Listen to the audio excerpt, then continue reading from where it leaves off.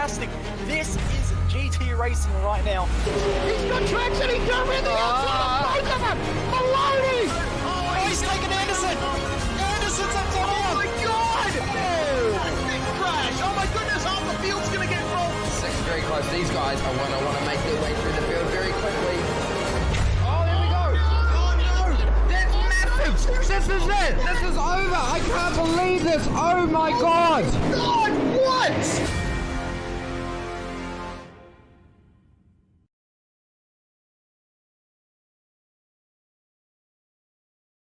Are you new to sim racing, or maybe a veteran struggling to reach the next level?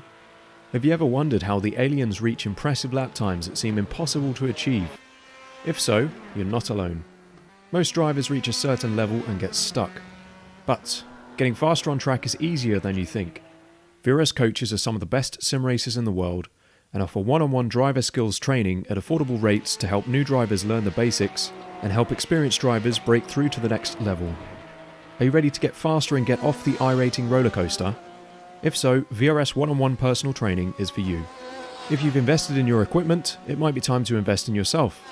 Just go to virtualracingschool.com and sign up for a 30, 60 or 90-minute session with one of our world-class coaches, and you'll learn exactly what to do for faster lap times and more podiums.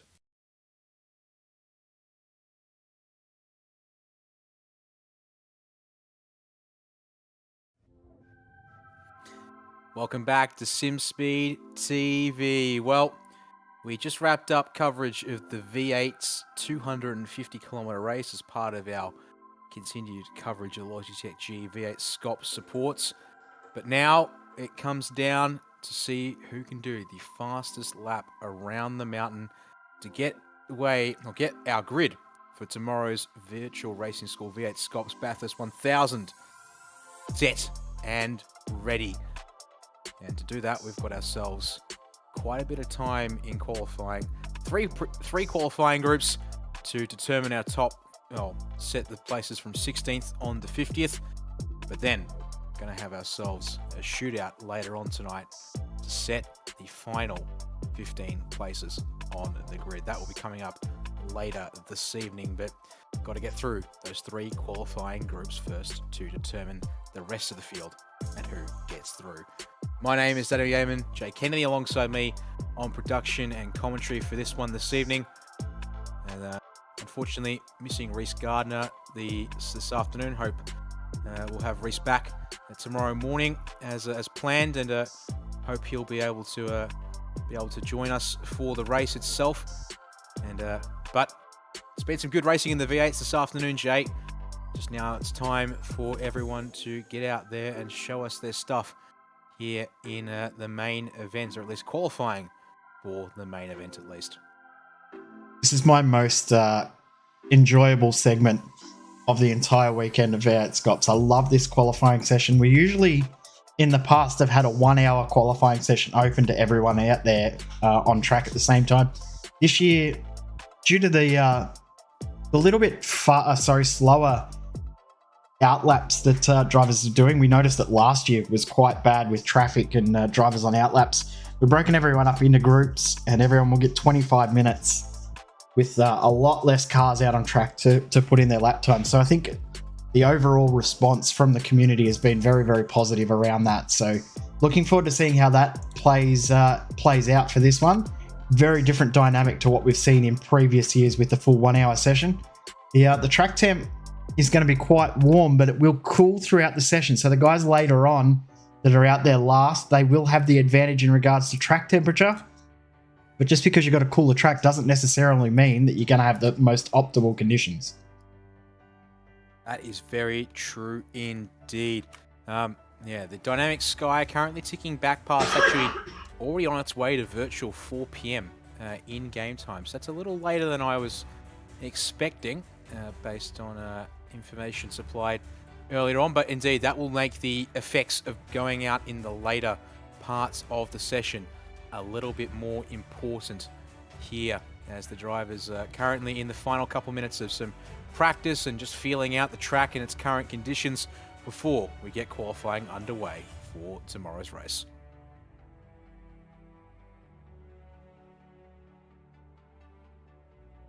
Yeah, and qualifying we've seen in the past has been really important just to avoid those lap one incidents. The important part around that is there's so many cars out on track. It's such a huge field that avoiding those big incidents at the start of the races is so crucial and so important and so high key in potentially getting yourself a great race and having a good time out there for the race. Because 161 laps, not easy to do. Lots of components that can go into getting a good result. Very, very difficult to go out there and plan yourself around just getting a great result in a great race. On screen at the moment is the man that set the pace in pre-qualifying. He will come out in our third group, the last group, to hit the track at the end of qualifying. There's Andrew Gilliam from Pursuit Sim Racing. Has been a very, very good pace setter throughout the championship in pre-qualifying almost each and every round. That he has indeed. He'll be one to watch later on if he can convert that pre-qualifying time into another fast time to set things up. As we've seen so far in the Endurance Cup, pairing with Michael Taliancic, team owner at Pursuit Sim Racing, perhaps it's one of the pairings that's a little bit more imbalanced, if you will, not to put it all that cruelly on Mike. Certainly not a slouch when it comes to doing laps in this car, but compared to the drivers at the very pointy end of the field, missing those couple of tenths.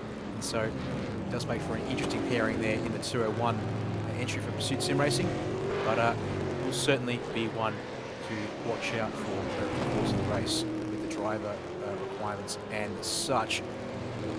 The teams that's getting involved in everything this weekend, Synergy Sim Racing, one of those groups to present us with a retro style paint for this weekend, and this one here on the 88 of Brenton Hobson is one of those. Well, looking fantastic in that design. Unfortunately, Jay, I don't quite remember. Busy trying to make sure. It was from 1984. I remember reading that. That's about all I can tell you.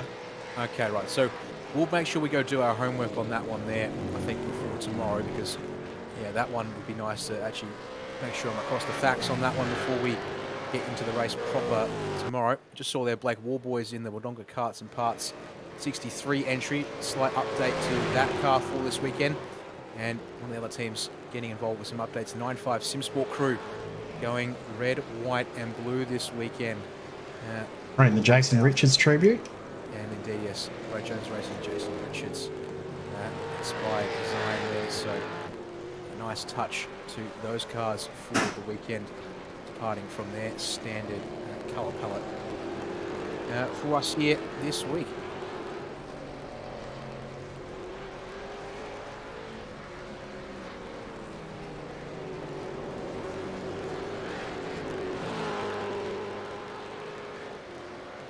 Just working away in the background here on a couple of things.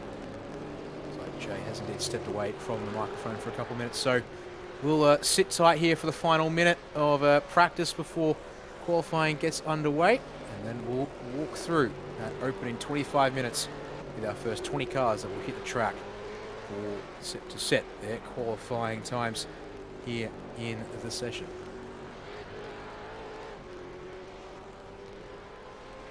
How the groups will work for qualifying as well will be the positions P50 to 30. So there'll be 20 cars out on track for Group 1. They'll get 25 minutes. We'll have a 5-minute interval in between. And we'll send out cars positioned 16 to 30 in Group 2 and 1 to 15 for Group 3. All groups get the same amount of time. All get 25 minutes. We'll have a 5-minute interval in between each and every group. Means that we should see some really exciting laps throughout the final stages of these group qualifying. So we've seen throughout other races this season with group qualifying that it's provided a real curveball in some rounds, and in others it's just put everyone in the exact same order they were in. So it's a real unknown for a lot of drivers. Yeah, that it is indeed. Might play a part, might not, in determining how the grid shapes up. Or at least, well, pardon me, I should say, is some of the, as you said, some of the grid spots might be a bit mixed up, but yeah, we'll have to wait and see on those fronts as to how it all plays out for those guys here today. We'll be curious to see how the different weather conditions affect things. Slightly warmer than pre-qualifying conditions were for the 3 days. Those sessions were up across Wednesday, Thursday and Friday, so be down to who can adjust their car to be just that little bit more compliant in these slipperier conditions of the track. About 10 degrees Celsius warmer at 38 degrees currently. As practice concludes and qualifying Group 1 are sent out to the circuit, our first 20 cars are going to hit the road here to get this session underway. And who will be the pace setter early on in this session? It's going to be interesting to see how it develops throughout this 25 minutes. Not long to get your laps in. I mean, it's a fairly long out lap, and of course, no escape rule in V8SCOPS means that you have to do an in lap as well before you can go back out on track. But these guys are pretty experienced in it now, and they'll know that they have to get out there and put in a banker lap very, very early, and hope that they can then maintain the pace later on. Yes, that will be important indeed, as you can see everyone taking it nice and steady on the out laps here. A long lap circuit, and also just the way that these tyres do not like to be warmed up in this car. These cars, I should say, because technically there's a Mustang and a Commodore out there on the circuit, although very much similar under the hood once you peel away those external differences and bodywork, of course. So looks like our first car in the train currently is the 427 Banter Alliance Racing entry. James Chastaneff behind the wheel today for qualifying in this car. Indeed he is. And been a bit of a lineup switching and changing, but it'll be Andrew Ritchie who will be sharing that car tomorrow. Yeah, shout out to Paul Young, who was due to drive this car with James Chastaneff. Unfortunately, is battling COVID and fairly unwell at the moment. So shout out to you, Paul. Hopefully you're feeling better soon, and we'll hopefully see you on track for the next round in a few weeks' time. Hopefully it doesn't affect you too bad. Indeed, yes. That is a good point to make there. So let's see here what Chastaneff can do as he heads on down into the final turn. And he'll be the first man to cross the line to start a lap here in qualifying. Curious to see Chastaneff has put on some good pace in quite a few races so far this season. And looking to hopefully do a little better than he ended up pre-qualifying, which, speaking of which, I'm going to go grab those information now. And actually have a quick look at those results there. To refer to things here. So pre-qualified for this race in 44th on 203.739. Did the 427, and it was indeed James who was the one who did that pre-qualifying lap. So obviously be hoping to go a little faster here than that.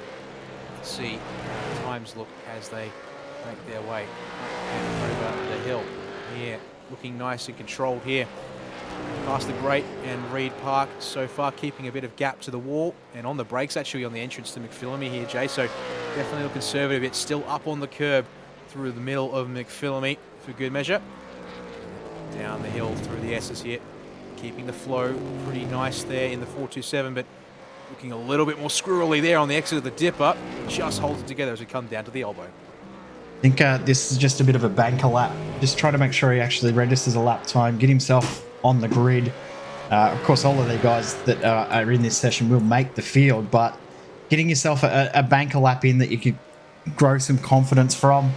Make sure that you don't start last is very, very important. You don't want to be that last car in the session. You don't want to be car 50 in the race. And making sure that you actually get a lap time in will boost you ahead of around about 5 or 6 cars, which unable to do qualifying tonight. They'll start from the rear of the grid tomorrow.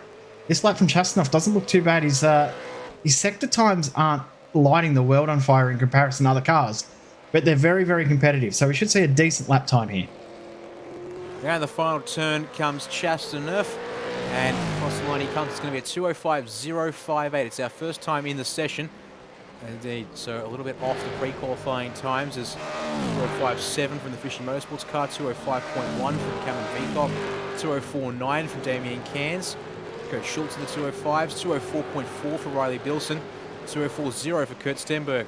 goes to the top for the time being, and we're seeing a handful of times in the mid to low 204s now as that first group of cars comes through. Oh, mistake there from the 087 PPS high octane car. Matty Jones behind the wheel, unfortunately for him. We'll have to take that back to the pits and reset, as the fastest provisional time goes to Christopher Ireland in the Send It SimSports 096. Unfortunately, he's just had a bit of a lose and spun out on the exit of turn 1. We'll need to gather that one back up there. There's a couple more cars coming across the line.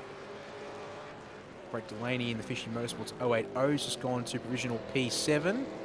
Pardon me, P9 now. And, a couple of cars there. And yep, Brett Roxon up into P7 there in the Jinx Shifters HAR 209 on a 204.4. But there we are. First wave of laps complete.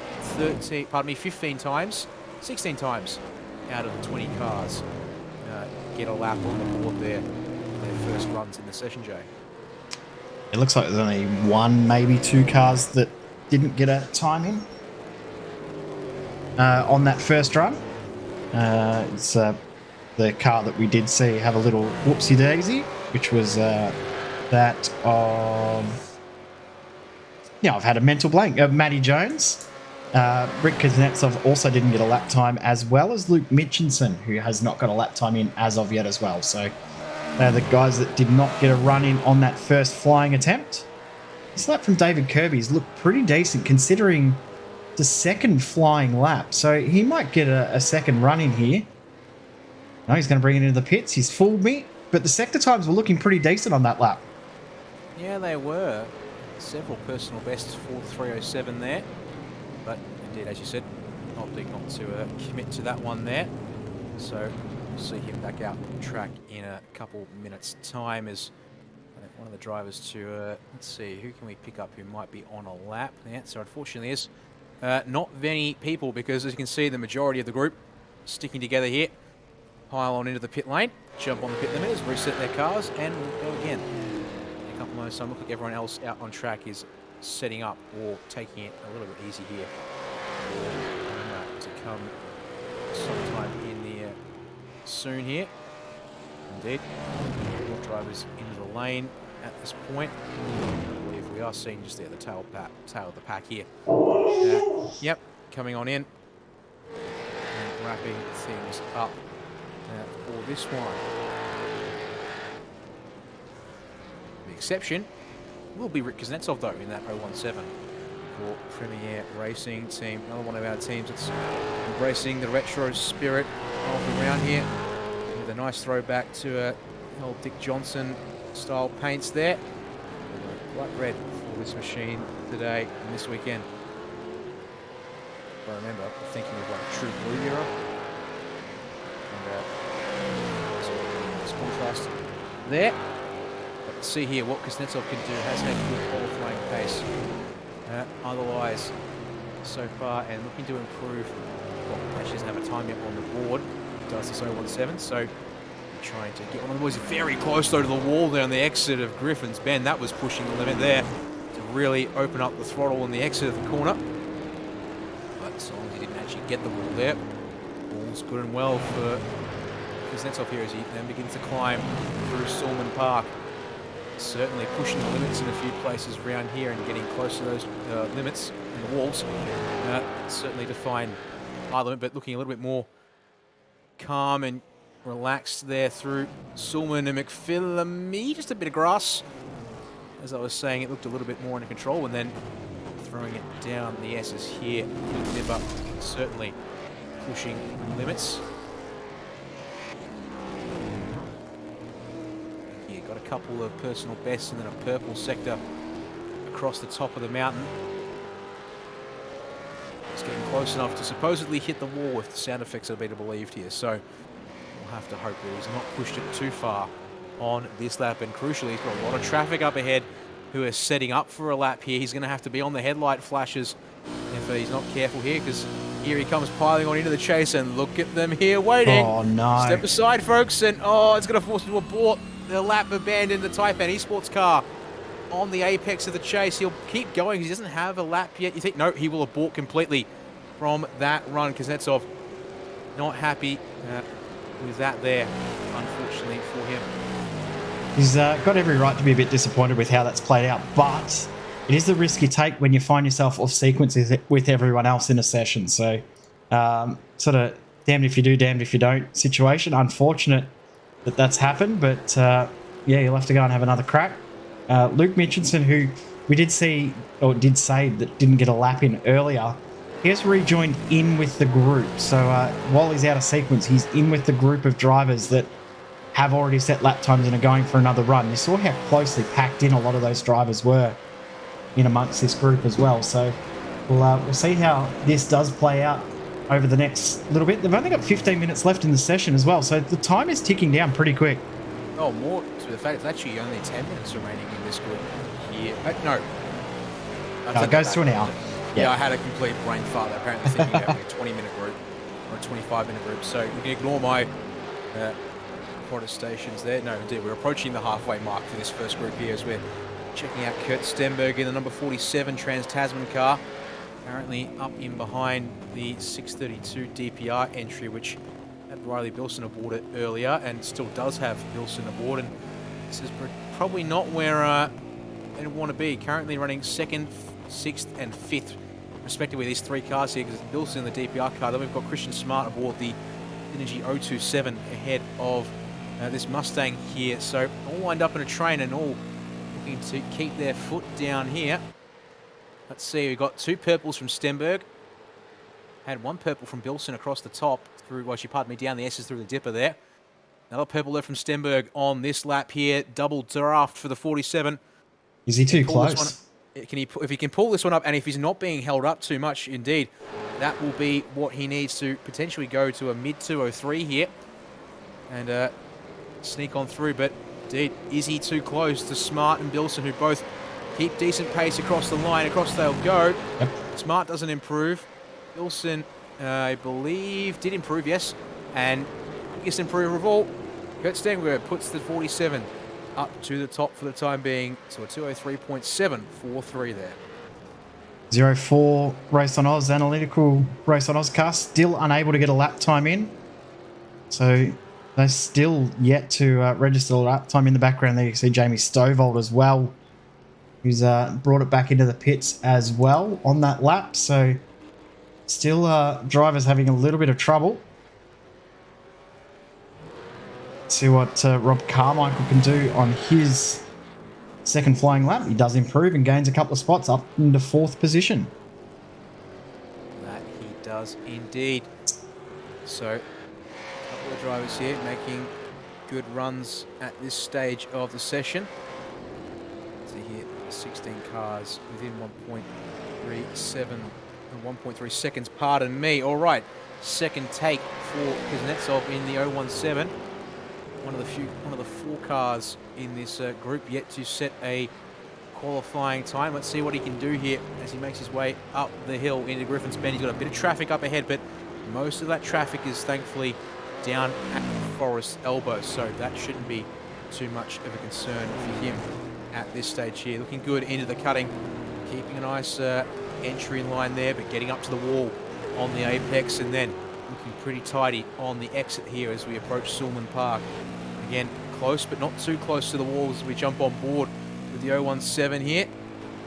Lifting off into the grate there, gets up on the curb actually, but that works out nicely, and then getting it turned in here for McPhillamy Park, up on the wall, apex there at the wall, using the exit curb there, bit of a berm, and then down through the S's, pops that car up on the curb, then he comes down the hill, riding the curb at the bottom, and then into the dipper. Looks pretty nice there.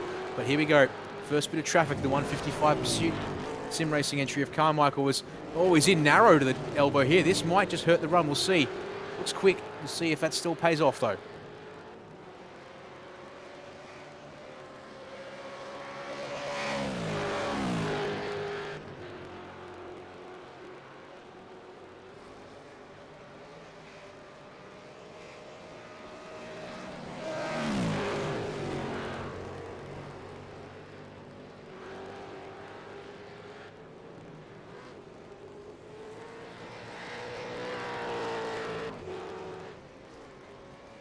Yep, no traffic this time at the chase to give him grief, and into Murray's corner he comes. It looks a little wide of the apex. It's definitely a little squirrely there on the exit of the corner. But at the 2:03.768, it just slots in behind Stenberg's time by 0.025 of a second. And, well, that hopefully puts him in better states. But still got 10 minutes to go, just under 10 now. So time for at least, you'd think, 2 more runs there. So probably want to push here on the inlet. You can see a lot of cars here getting ready for their 3rd runs in the session, all queued up, and they'll have to be careful because there's a 155 pursuit car looking to make their way through here. Stovall thankfully gets past most of the traffic with the exception of the 47 TTR. Once again, analytical 04 race on Oscar needs to put a time on the board. This is their chance, but this is the lap where everyone's coming is in single file. This is going to be a disastrous attempt across the mountain if he's unlucky. And, well, 3rd time's the charm. I suspect so. He's got a lot of cars lined up through McPhillamy, Reed and Sulman Park. Well, Sulman and Reed Parks, because here he comes. He's going to need to be on the headlights, and people need to be very aware of this because he wants a lap on the board, and he needs one on the board. Now, in fact, look at them. They're actually all parked on the opposite side. Oh, no, he's going to have to abort this, surely. Yep. Cars everywhere trying to stay out of the way, but they all got back up to speed as they exited Reed Park, and well, they weren't even at speed. That's the problem. And just everywhere on track there, nothing that Luke Mitchell can do. It'll be on the board if he doesn't hit the wall here, but it'll be well off pace. He was lucky that he didn't make contact with anyone there, but in saying that, I mean, if he made contact and took someone out, so be it, but that would have also ruined any chance to get a time on the board himself. But yeah, I mean, if I had a time on the board, I would have just plowed into those guys that were on the apex, because you can't be blocking someone on a flying lap. That's the rule of V8SCOPS, is you cannot impede anyone, and I'm sure that race control are going to look into that further, because that was very, very bad. And he's going to bring it back in. He's only got 1 shot potentially of getting a lap on the board. This is very, very painful for the 04 car. I mean, at this point, 18 cars with a time in session. So the worst that they can do in terms of starting spot, well, actually, I should say, if I correct myself there, is that even if they got a time on the board there, Jay, the best they were going to start was probably be P19 in the group. There was almost no way they were going to have a time that would put them ahead of anyone there in that group so far. So 04 will come out again, but we'll focus on this group of cars starting their 3rd flying runs. It's currently led by Kurt Stenberg, and then the train includes the 53 machine of Brad Newman, the Rob's Falcon entry. We've got the 134 Synergy car of Cameron Veacock in the train. We've then got Christian Smart, Craig Schultz, and then we've also got Justin Wallace in the 2nd of the Race on Oz cars, and Christopher Island backing up that train in the 096 Senate Sim Sports entry. Checking back in once again with the 427 Banter Alliance car. Got 3 personal bests, make it 4 personal best sectors according to my timing here, Jay, as he comes on down into the chase. Looks to have a nice apex there, no need for the curb this time here. Exit looks clean as he comes down to Murray's corner. Trying to improve on a 204.582. Looks nice and tidy through Murray's for the exit to the line. What's going to be when he gets there? He improves by 2 tenths. 204.316 sees him jump up to 8th in the group. Loxton also on a decent lap here too. What will he do? A 3.9. So a good lap. That's a big improvement. 4 drivers into the 203s at this stage, and according to my timing, sets the fastest final sector of anyone so far. 6 minutes left in this session for these guys, so chance for them all to go out for at least 1 more run here. Check in with just got pushed back to P4, Christopher Island for Senate Sim Sports, the 096. At the back of a massive group of cars, which actually has changed order quite some bit on this lap. We'll commit to the lap. There's several cars ahead with damage, actually. So there's been a bit of controversy and chaos for this big group of cars somewhere on the lap. I think it was the number 14 Race on Oscar. Justin Wallace had some pretty serious damage, and also Island a 3rd. Indeed, he gets his 3rd place back, improves by a 10th to be the lone car in the 203.8s at this stage. 10th and a half Stenberg's best time so far, as he will get one more chance, if only just, to get around in time. Jamie Dyke in the 080 for Fishing Motorsports coming into the chase here. Now, this car is currently back in P15, has a good opening, starts the opening of his lap, but not quite as strong in the back half of the lap as he comes down into Murray's. Can he improve on a 204.7 here as he comes across the line? He will, actually. It's a big improvement. Up to a 204.3. Jumps inside the top 10 for the group there with a 204.312. So nice improvements there, and time just enough to go for one more run here. Kuznetsov is the only driver on a flying lap right at this moment. And looking at the track map, he should be okay. The drivers that are in front of him are all pushing hard to get back in the pits to make sure they get out for one more run. So he shouldn't have traffic like we've seen Luke Mitchinson end up with. So the field has spread a little bit more as well over this last 5 or so minutes. So the other point to that too is the next two groups also are only 15 car groups as opposed to a 20 car group for this first run. So a little bit easier if you're in the second and third groups. The other advantage you got if you're in the second and third groups is the track is cooling a little bit. In saying that, it has gone up about 1.5 degrees in the last 5 minutes, but overall the track is cooling and will continue to cool as we're at 4 o'clock or 20 past 4 in sim time. Important to note the advantage, and also more rubber laid down on the circuit, of course, as this all goes on.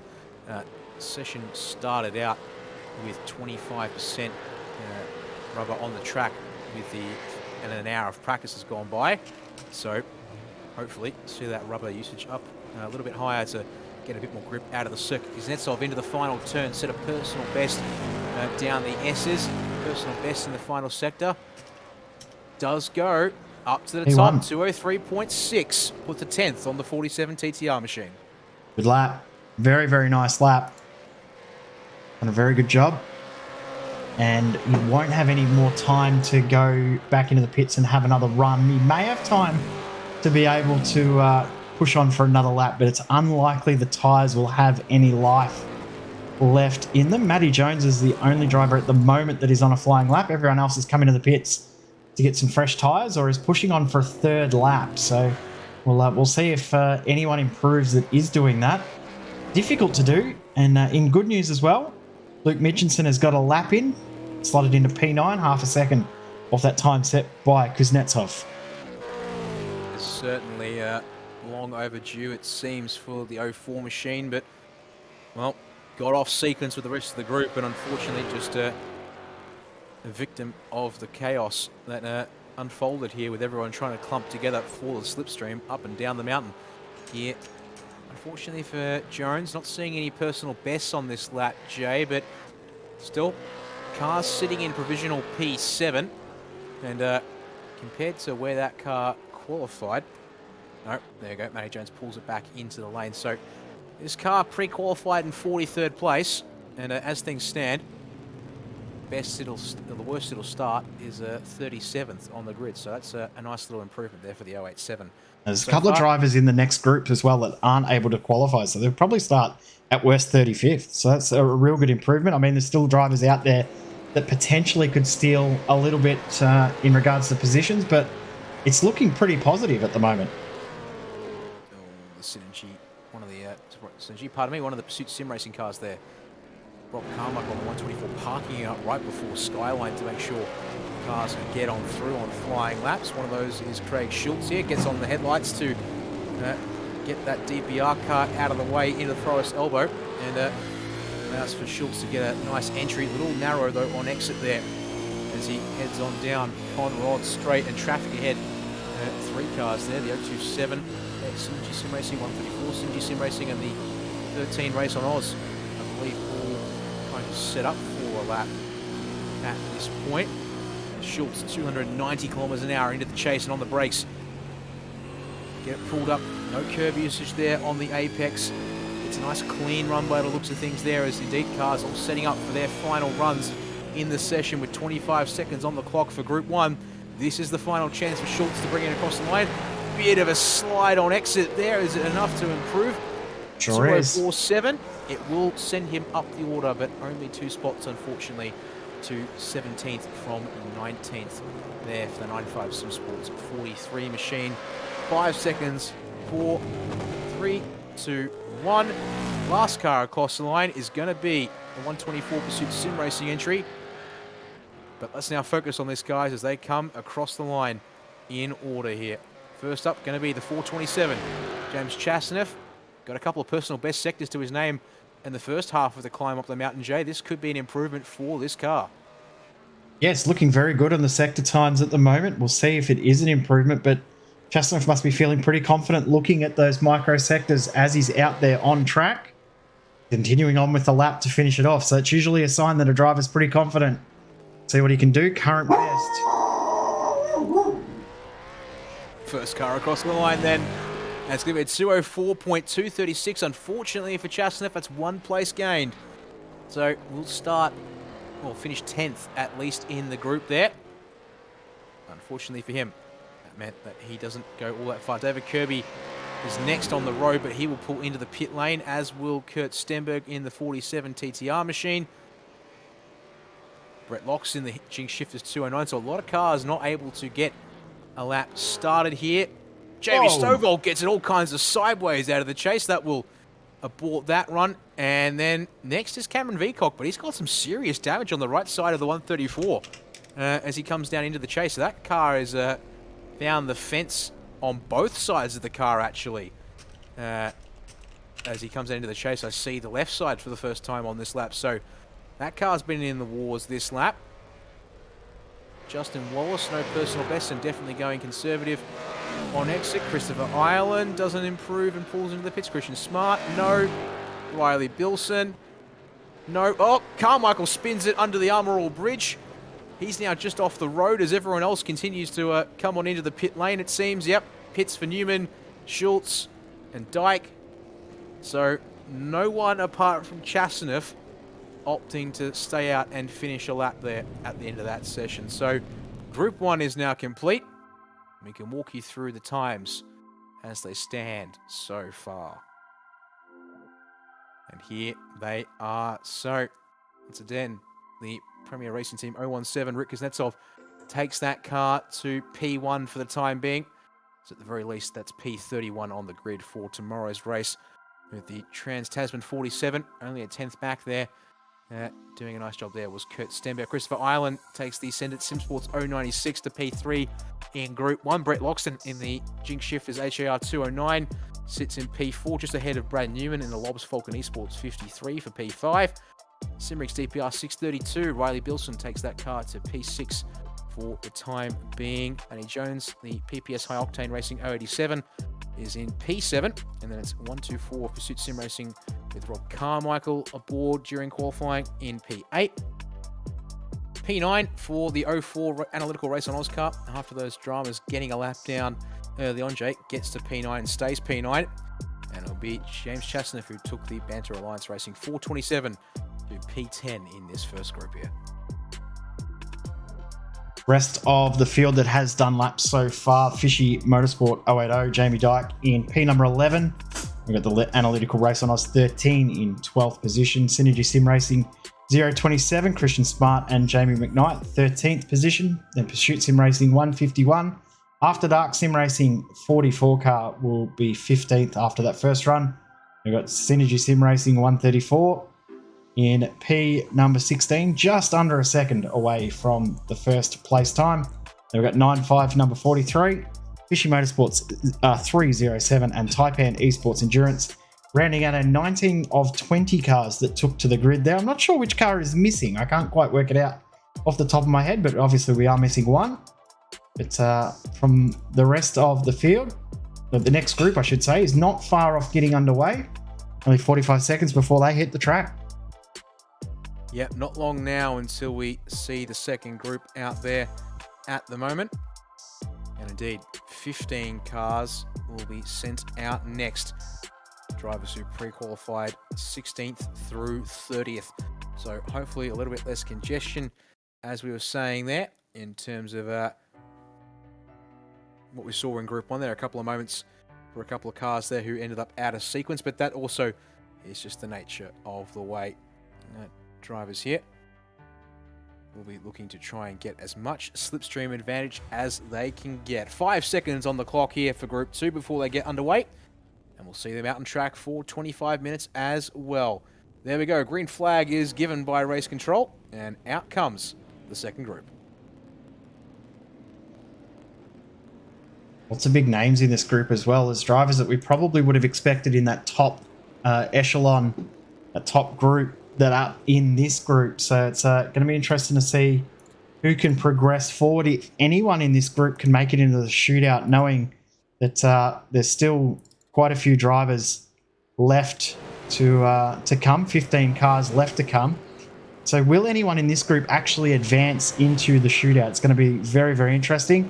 Going to be difficult to do because the track conditions are evolving in a way that this group of drivers have got it rather difficult in potentially making up spots. But we've seen strange things happen with weather around Bathurst before, and the track temp is cooling. It's about 0.5 degree cooler than the end of that session there, but not as cool as what we saw at the start of qualifying just there for that first group. Yeah, ebb and flow here this afternoon, it seems, with the virtual weather at the mountain.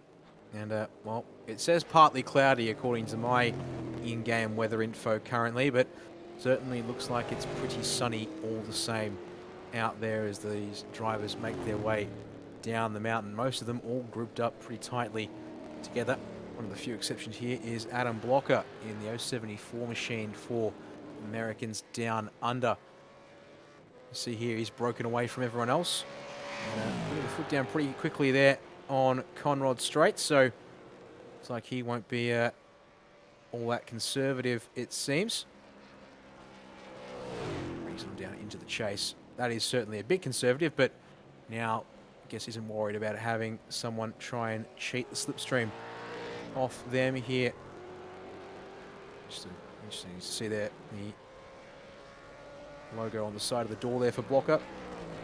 Certainly perhaps more known for his adventures and exploits in the IndyCar over there, but he's here and now having a crack at the mountain. So let's see what this car can do. First up in Group 2. Looks pretty nice there through Turn 1. A little squirmy on entry, but gathers it up quite nicely and keeps a nice bit of momentum on the way up Mountain Straight.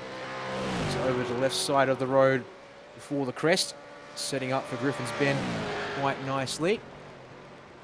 Let's see what Turn 2 looks like for this car.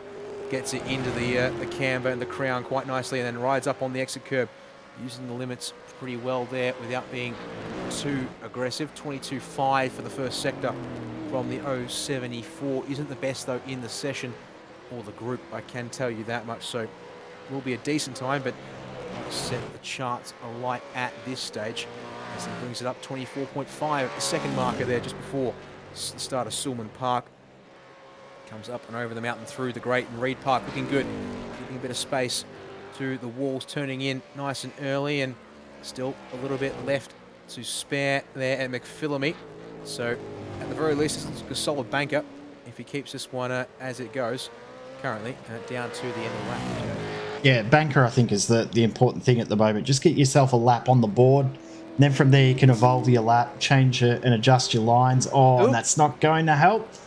It's probably going to be a 0x contact. I can see it hasn't come up as a 1x. But yeah, 0x would mean that lap invalidated. So you might have to bring it into the pits. You might be lucky and get away with it. But I'm guessing you'll have to bring it into the pits here. Yeah, he's backed out of it. Not the first time that Adam Blocker's had a run at Bathurst 1000 as well. Ran in 2019 with Craig Jones. So Adam's familiar with V8SCOPS. This will be his 9th V8SCOPS start as well. That's a good point to make there. Although, interestingly, he's going to carry on here in the 074, so doesn't abort straight back to the pit lane. Although, perhaps going to try the unusual ploy of running again here in a moment's time and at least get a time on the board early, even if it's not quite the best the car can do. The first car that will set a time in the group is Blake Neck there in the 380 TriStar Racing machine. Goes to P14, now 15 as more cars filter on through in this one, and it's Kobe Jones who goes to the top for the time being, a 2:03.2. Starting to really knock down the time barriers there. Followed through by Rainer Costello, but here we go. Brody Kostecki in the number 62 Simblacks entry is going to go to the top of the time charts. 2:03.091 there for the 62 machine. Puts himself 2/10 clear at the top of the board. Brody's first run in the V8SCOPS Bathurst 1000. Of course, there's won V8SCOPS races before, run at Oran Park a couple of years ago, but this will be his first 1000, running with Richie Stanaway. Of course, it was on the podium last round in V8SCOPS at Imola with Shane Van Gisbergen, so no names that we don't really know there in that group. It's cool to see those boys having a run. Kobe Jones, P2, he was the benchmark for a little while there in his first run for Synergy Sim Racing in the Bathurst 1000, previously with ANZ. Yes, indeed. He's put in some decent results so far this year since the change as Kobe, and currently sitting P2 in this session. It's looking pretty solid there indeed. That'll mean P17 at the worst for a starting spot if the session were to freeze and we send out Group 3 soon enough. Adam Blocker indeed decided to go for a second run on the same set of tyres here, so we expect this lap won't quite have what it takes to get the best out of the car, and in fact he will actually abort once again. This time he will head for the pit lane though to fix things up. Actually, nope, that's taken quite a bit more of a scrape since we last checked in with that car.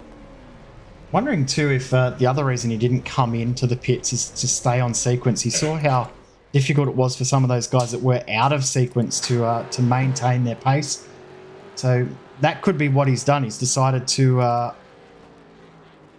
just bring it around and continue on the same strategy, the same idea as everyone else in regards to maintaining pace, making sure you stay in the same group. Don't find yourself on a fast lap while everyone's on an out lap, because you saw how difficult it was to maintain your pace when that did happen. Indeed, that is a good point to make, as you see last couple of cars make their way into the lane. Whole bunch heading back out straight away, but Michael Angus here in the 205 for Fishy Motorsport is coming down. In fact, that she backs off nice and early there, going to slot in behind one of the 95 SimSports cars. It's Hayden Sell, with the number 952 this weekend, being given qualifying duties and pairing up with Mitch Campbell for this entry here this weekend. They're both going to go on by and get started on the lap, I do believe. Yes, Sell actually has had a couple of goes at a lap, but not yet got one on the board. Yeah, four drivers in this group that haven't got a lap time on the board yet. So this car, as well as the car that we saw in the background there, the fishy car of Michael Angus. Forzen El Nabi, former race winner of the Bathurst 1000, yet to put a lap in the 033, driving with Damien Johnston, and also Adam Blocker, as we saw as well. All right then, so keep our eyes on them in due course. See here, what can Hayden Sell do? I think his biggest problem is going to be if he's not careful. There's a huge train of cars all grouped up in McPhillamy Park. What that does mean, I think, is he'll pick them up down on Conrod Straight as they're coming down into Skyline and the S's now. Which means it's got a nice clear run over the top of the mountain as these guys make their way, makes his way across the top of Reed Park here. Looks nice through the grate there. Gets turned in pretty good for McPhillamy. He's up on the curb. And gets back across, turned down for the S's here. Again, looks calm, controlled, up against the wall there at the bottom. Got it slowed down, that opens the dipper quite nicely there. This car looks pretty compliant here, Jay. Where is his sector times as things stand? The answer is decent, but not setting the timing sheets alight. So at the very least, this will at least have him on the board with almost 10 minutes in this session complete for this group. Yeah, and just getting a time in is so important, especially for these guys. If they don't get a lap time in this group, it drops them back 15 plus positions. So they really want to get a time in. Oh no! Get a decent time. Oh wow! Traffic everywhere. There's been contact with a car. He's hit the wall as well. That's the danger of getting yourself out of sequence with everyone else. See there too, Angus still trying to get his lap time finished. He might just get it done, but that'll be lucky for him, but unfortunate for Hayden Sell. Yeah, well, he tried to force the issue there and, well, actually drove straight into one of the cars there in that train as Michael Angus gets the time on the board, but it's so far only good for 25th. Now the rest of this group will go on past him here. He's going to jump on board with Orzan El Nabi. And he is one of the, if not, the third last car to set a time. So in the group here, as they make their way up the hill, so he's in sequence at least with this train, but still yet to find something to put on the charts as he makes his way out of the cutting here. Currently in behind the Evolution Racing Team 96 of Rainer Costello. And got a nice bit of space otherwise around him here as he comes through the grade towards the wall there at Reed Park. He's not leaving much on the table here on this one, Jay. Wouldn't call this one a banker lap at this stage. No, he's hit the wall there with a decent whack, and you can see also there Rainer Costello getting out of the way. Ran Leonage on a decent lap at the moment. Brady Kostecki setting purple sectors. Leonage also on a decent lap at the moment too. He's setting some personal best sectors. Doesn't it make you feel old when you see how small and young he is in the seat and how much pace he's got? You say he makes you feel old, because he makes me feel a little bit old too, even if I'm not quite as old as you, Jay. So, yeah, well, you're close. I mean, you're over 21. Close. That's close enough. Closer, that is true, yes. Well, let's see here. Traffic didn't look like it was too much of an issue there for Leonage. He's currently 8th in the session so far, 7/10 off Kostecki's time up the front of the group. As you said, several personal bests on this lap. If he can hook this one up here to finish things off, let's see what it looks like into Murray's. Looks nice and composed there through the final turn. Little sideways initially on exit. There's going to be a 2:03.5, and that will jump him up from P9 to P5. So good improvement, brings himself inside half a second of the best time so far. Kostecki, even though he set a couple of purple sectors, did bring it into the pits into his lap. Orzan El Nabi's lap is looking good. The reason we had to cut away from him was that he had a little bit of a technical glitch. You can see he's still having a few issues, but he has gone to 3rd position. Kuznetsov and Stenberg still sitting very, very nicely from their first group inside the top 10 at the moment. They are indeed. Some of our drivers who are making good gains relative to where their pre-qualifying might suggest they'd be. So checking out here, Sebastian Flock aboard the Evolution Racing Team 84. A bit of a mixed bag for Seb and Scott Gamble as co-driver in this endurance season. Unfortunately, effectively retired from the Phillip Island 500 on lap 1 at turn 2. Got through the race at Imola, but a little bit off the pace and down the order of the results, I should say. But one more chance to have another go here for Seb and Scott as they're currently on a lap and looking to improve on P10 in the session, but no personal best. This actually might be a fast in-lap there from the 84 to get back to the pit lane here, I should say. Yeah, I think it is a fast in-lap there. The previous lap for the 84 was their session best for that car. Yep, 3.8, so yeah. That's more credence to the fact that that's definitely an in-lap. Then I should probably have checked my timing before making such statements. Adam Blocker has finally got a lap on the board, so the only driver yet to post a lap is this car here of Hayden Sell. So we'll see what he can do. There's a little bit of traffic. The 205 and the 96 are just exiting in McPhillamy Park right now. So got a couple of seconds of clear air. He should pick them up on Conrod Straight. And when that does happen, well, only 2 cars to negotiate. That should be a whole lot worse than the absolute pack that he ran into down at the Chase last time this all happened here. So getting his foot in it across the top. Only one personal best to his name on this lap though so far. So with 15 minutes almost done in this session, we're into the second half of the group now, and we're looking to try and improve pretty soon here as he brings it down. Conrod Straight, we'll see if this run off of the elbow has been good for him. 25.3. It's well, not a personal best. So we'll see here what the end of the lap is like, if anything. Hopefully it's something at least for this car to make things... he will indeed come to the line, so he will get a lap uninterrupted. And it will be a 203.6, so actually not a good not lap. a bad lap at all. Ninth. And it Very goes good to job. P9, so there you go. Finally gets that one in there. Just under 10 minutes in the session remaining. And so, yes, we'll now have a chance to get at least 2 more runs on the board. But as you said, we'll still be off sequence with the group. Actually, there's currently a bit of a mix-up going on here. We've got several cars on slow outlaps coming out of the cutting. It looks like we've got our provisional pole sitter on a fast one just behind them. So this could be a bit messy here as one of the other cars that's on a fast lap, the WKMP 63 machine. Like Warboy's behind the wheel and on camera here with us this afternoon. See here, he's really wrestling that car, gets the curb through the grate there, but able to get nice line over the top, it seems. Although traffic here down the S's, this could be a bit dicey. And that's all that's costed him. Oh. And yeah, runs into the back of Rehan Lineage. And unfortunately, that will be the end of that outlap and that attempt. Outlap for the 79, attempt for the 63. Was it an outlap or an in-lap though for the 79? It was an outlap, yes. I'm going to say outlap because there are a lot of cars like him going slow across the top, and that just screams going slow to set up for a lap and do the whole thing with tyre preparation and conservation.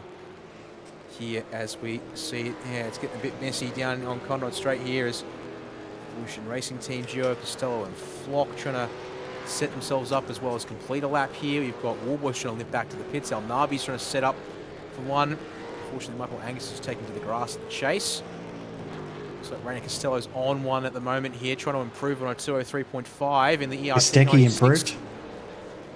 He did indeed. He goes to a 202.8. So sets the benchmark even further forward as Costello goes to a 203.3. But actually doesn't change places, so moves up by 0.2, but isn't enough to close down the margins. Well, closes down the margin at the same time as Kostecki moves himself further out in front to nearly 0.3 clear of the rest of the field so far. Field has spread a little bit now. They've all separated and given each other a bit more room. I think they've realised that bunching up together, trying to take advantage of draft, is actually hindering more than helping, just based on how close everyone is getting and how one mistake is causing huge moments for everyone. Coxhead out all on his lonesome has set personal best, 2nd, 3rd, 4th and almost 5th sector. So in the 6 microsectors we have available to us with timing, Coxhead is doing fantastic at the moment, and this should be a big improvement for him. Let's see here, 1 corner to go for the 209. Brings it round the corner. Looks nice and steady. It's a 2.8, apologies. Several personal bests to the name. It's a 203.396. That will jump him ahead of Rehan Lineage. So he gets... gains a spot. Gains 1 spot there, yes. From 6th to 5th there for the 208 machine. All right, looks like, yep, Sebastian Flock was setting up and is currently on a lap here in the 84 ERT entry. He's had several personal bests across the top and now has got the tow from teammate Rainer Costello. This is about as good as it gets. In comes of a slipstream. He's going to get all the way down towards the chase. 295, not quite. 293 kilometers an hour on entry there as he pulls it up on brakes. Gets to the apex nicely there and then doesn't look loose on the exit. So this could be a good chance to improve because, yeah, it's all green so far for the 84. 25-1 down Conrad Straight, nice and steady through the final turn there. For Flock, it's going to be a 203.4. He gains 0.4 of a second up to P6 in the group. Nice lap, big improvement there, 0.4 of a second, as you said. Big gain on that lap. TriStar Racing guys looking very, very strong on this one at the moment. Blake Neck behind the wheel, 204.0 is his current best. Not anymore. It's a 306, I should say. Puts him up in the 10th. Gains 4 spots. Does indeed. That is a nice improvement from that machine. 5 minutes left in the session, so 1 run for most people. It is. Forza El Navi's just improved as well. Jada with 2.0. Closes the gap down to Brody Kostecki, but it's still 10th and a half. If that 033 wants to find provisional pole position. Just checking out the car in 3rd place, fellow Synergy Sim Racing machine, Kobe Jones, coming across the top here, having a couple of moments there with connection. A few drivers having a couple of connection issues in this session today is a little bit surprising. Usually drivers that we see not have too many issues are having issues. So hopefully those drivers sort them out before tomorrow, because that's when it really does matter. Yes, that is very true indeed. Well, let's see how things go, because yeah, you need that all fixed up and working for future reference. All right, see here, Adam Blocker. Now, P30, are they just at the back of the group so far? They are almost at the back of the group, pardon me. 2:04.689, their best time so far. They've got time to get ready for one more run here as we're checking out also Vincent Skillbeck. Skillbeck did not post the lap times in pre-qualifying, so he doesn't quite have the pace of his co-driver, but his co-driver Jason Bent's unable to do qualifying tonight, so Skillbeck's been given the task, but even still he's going to gain a couple of spots from the rear of the grid. It's not a bad result, considering he will be the first to admit that he doesn't quite have the pace of his co-driver. And he'll hopefully use the consistency that he has and the ability to keep out of trouble to work his way forward through the race tomorrow. See, he had a couple of personal bests on this lap. Actually does find a 10th and a half. Actually jumped up from P31 to P28 with that move there. Nice job. It's a little, still definitely packed up in the back of the train here. So there we go. Moving yourself a couple of rows away from the back of the field. And that Bins Mayhem Republic car looking not too bad. The car just ahead of them for the time being is Michael Angus in this Fishy Motorsports 205. But he aborts that lap despite... Speeds it into the lane. Yeah, Rainer Costello was off the line there. Just trying to make sure the track was clear, but almost got rear-ended for his troubles. He'll go for another run here with 3 minutes on the clock for Group 2. This will be his final attempt, you would think, as we see there Hayden Sell's got some war wounds on the right side of that car. It's found the fence up the top somewhere. Left side's nice and clean, but presumably this would be an invalid lap based on the scrapes. Or did the scrapes come on the outlap? We'll see. That's a possibility, yes, but would seem unlikely. Because if you get scrapes on the outlap, you probably just abort and reset anyways. And indeed, Cell brings it down into the lane all the same. Fix that carbon. Throws it into the pit entry. These guys here, not too fussed about potentially getting close will to Cell a black get flag. back around in time to get another lap in? I don't think he will. Ooh, as with Warboys as well. Yeah, this is close. I mean, well, actually, they would, but they're going to have to completely abandon any efforts at preserving the tyres here. So yeah, they'll try, I'm sure, but yeah, it's as good as done here for those guys.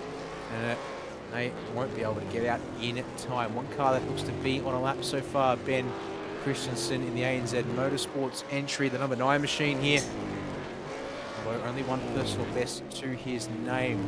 And interestingly, fastest car in Sector 4, according to my timing, Jay, is still from Group 1. And actually, it's the 632 DPR car of Riley I'm seeing Wilson. the same thing. An 11.2.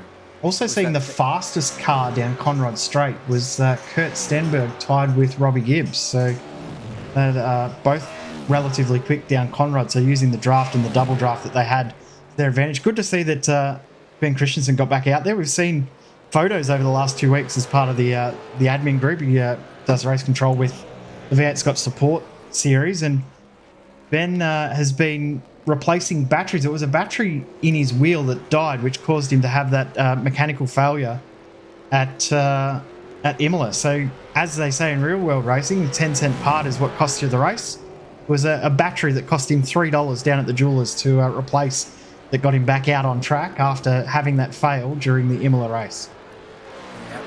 And I think to boot, the pain there for him. The pain in his face when it happened was heartbreaking, wasn't it? It was, but more to the point, I guess, was that, if I'm not mistaken, it was the fact that the battery was supposedly somewhat new. Yes. When it went into the wheel, and It hadn't quite come out of the factory properly charged up for that one. We're inside 20 seconds to go. While we've been looking at the mid-pack drivers, Brody Kostecki just went and did a 202.7, further extending his advantage in that 62 Simblacks car. So up to a quarter of a second. Warboys isn't going to make it.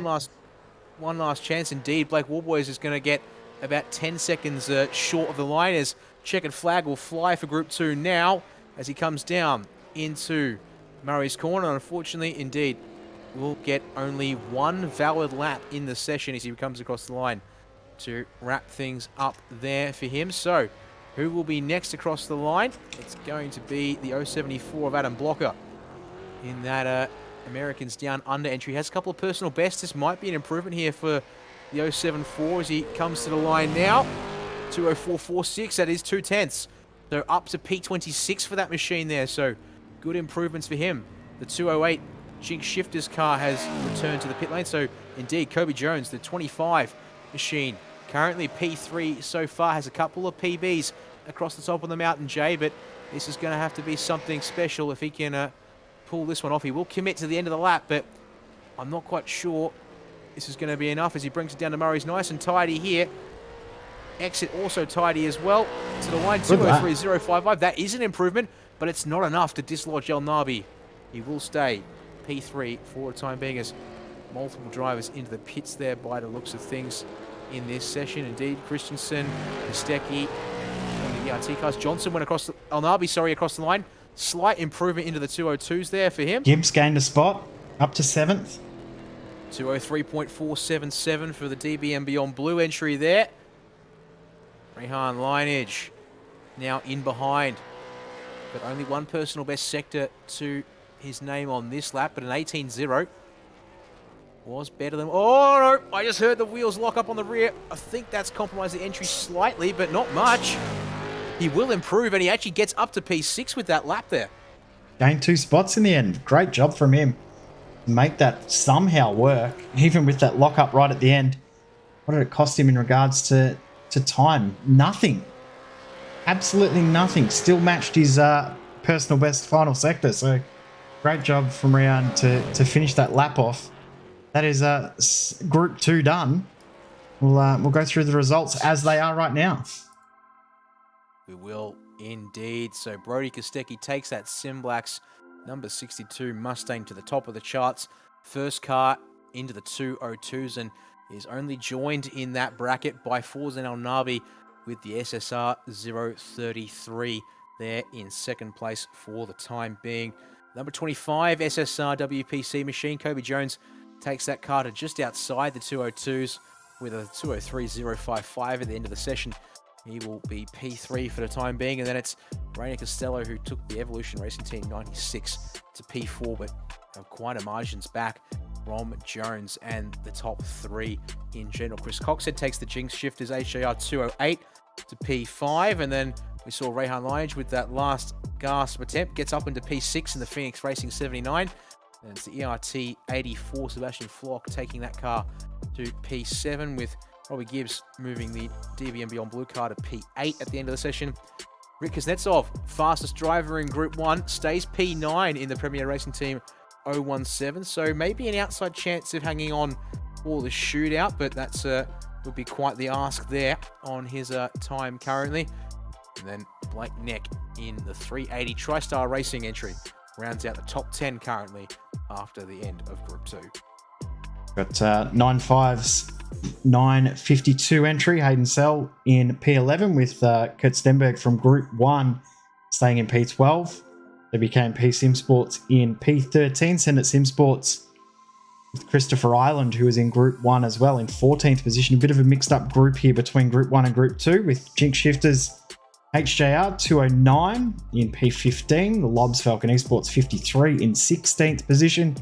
Simrigs DPR number 632 in P number 17. ANZ Motorsports number 9 will start no higher than 18th with the High Octane Racing and Pursuit Sim Racing number 124 rounding out our top 20 as they are currently.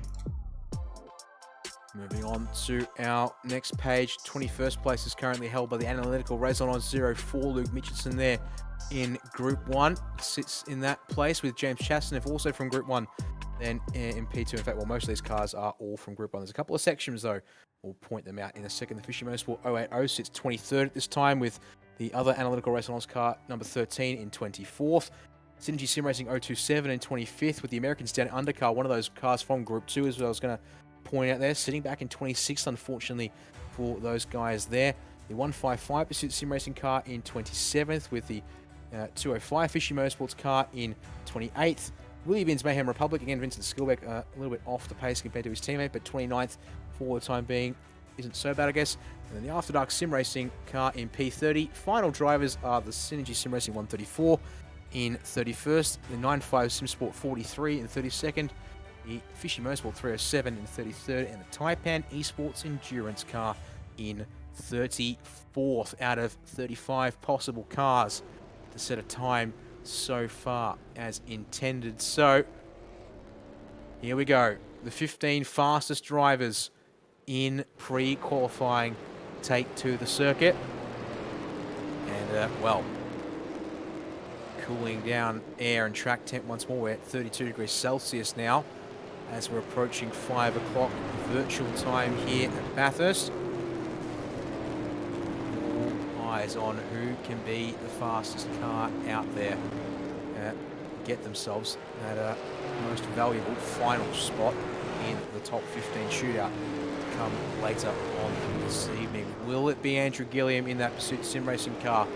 Or can it be someone here like Madison Down, pre-qualified in 7th place in the number 1 TTR machine, and Josh Anderson, who will be the driver to put this car through qualifying. So this will be one to watch, I think. Anderson certainly has been fast. Doesn't quite have the starts this year in V8SCOPS, but clearly the TTR cars making a pretty good impression, given that we've got I believe it's 3 cars from the TTR stable out here in Group 3. It's Jack Maloney piloting the number 29 TTR machine for this run here.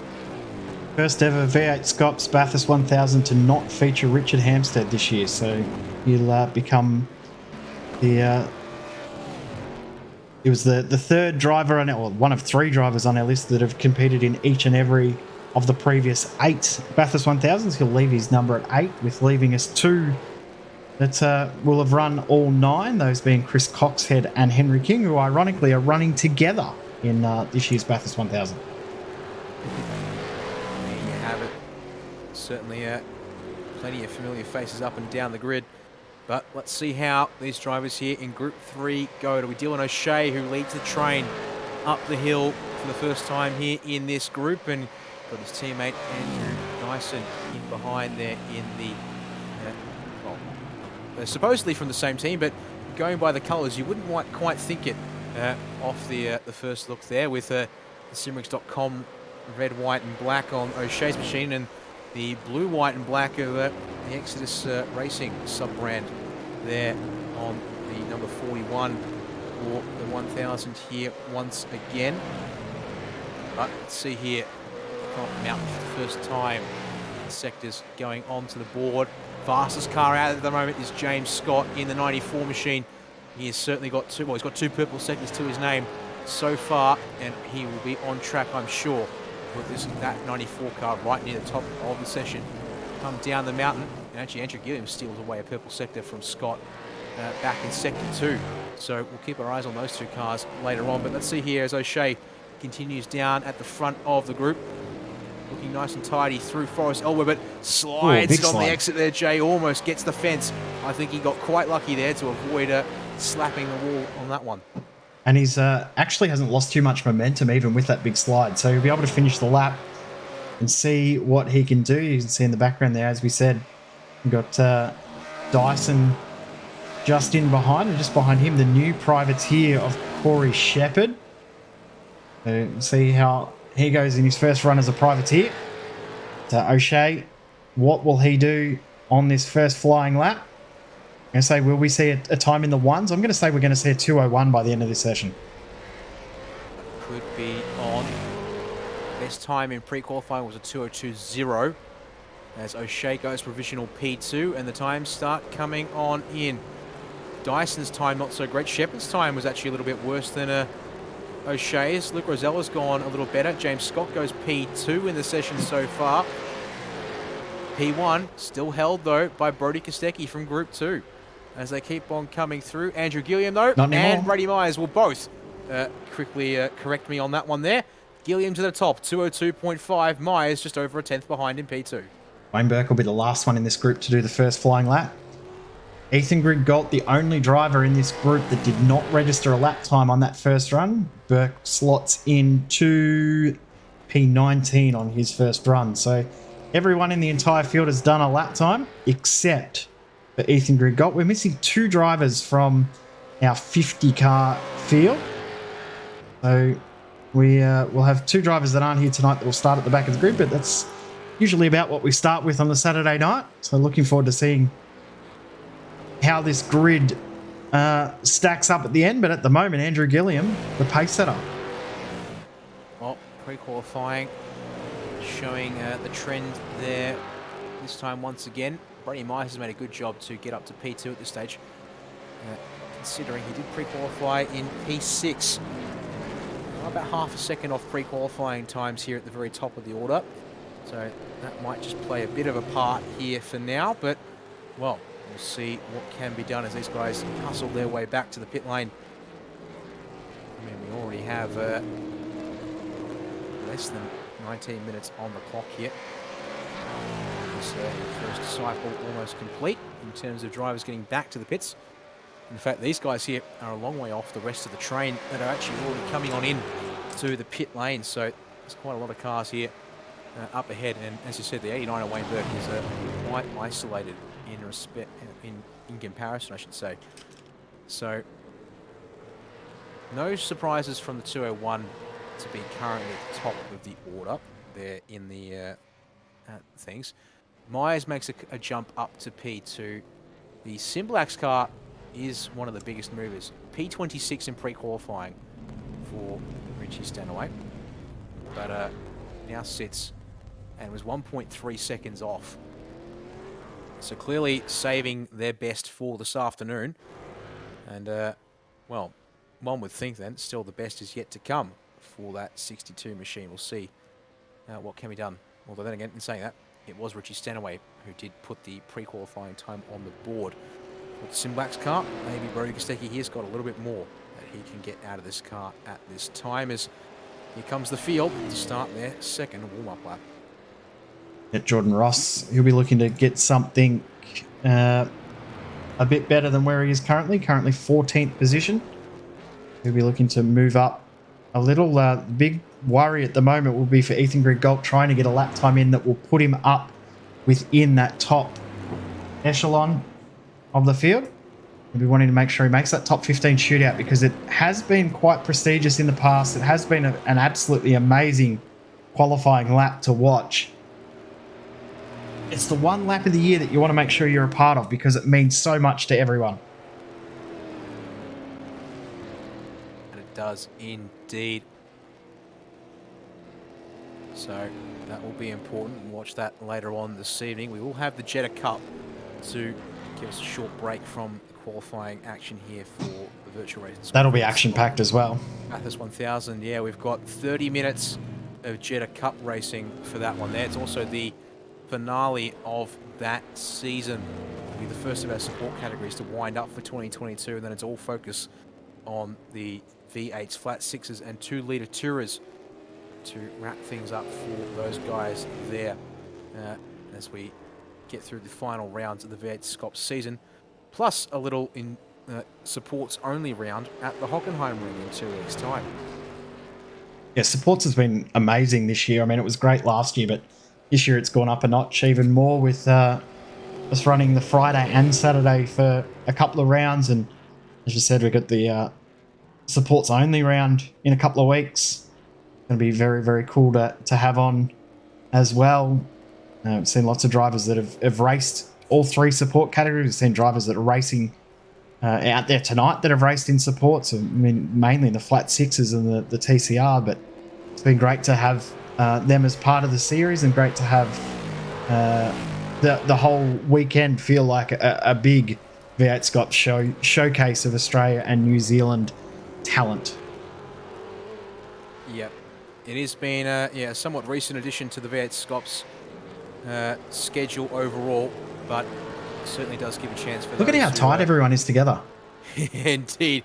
In fact, actually, it goes several drivers out feigning for the pit lane, but it's going to be James Scott's turn to lead. Jared Filsell. Jared Filsell in the car has now. Jumped aboard the 94 machine. It was James Scott to put the first lap on the board for the 94 car, but they all line up behind him.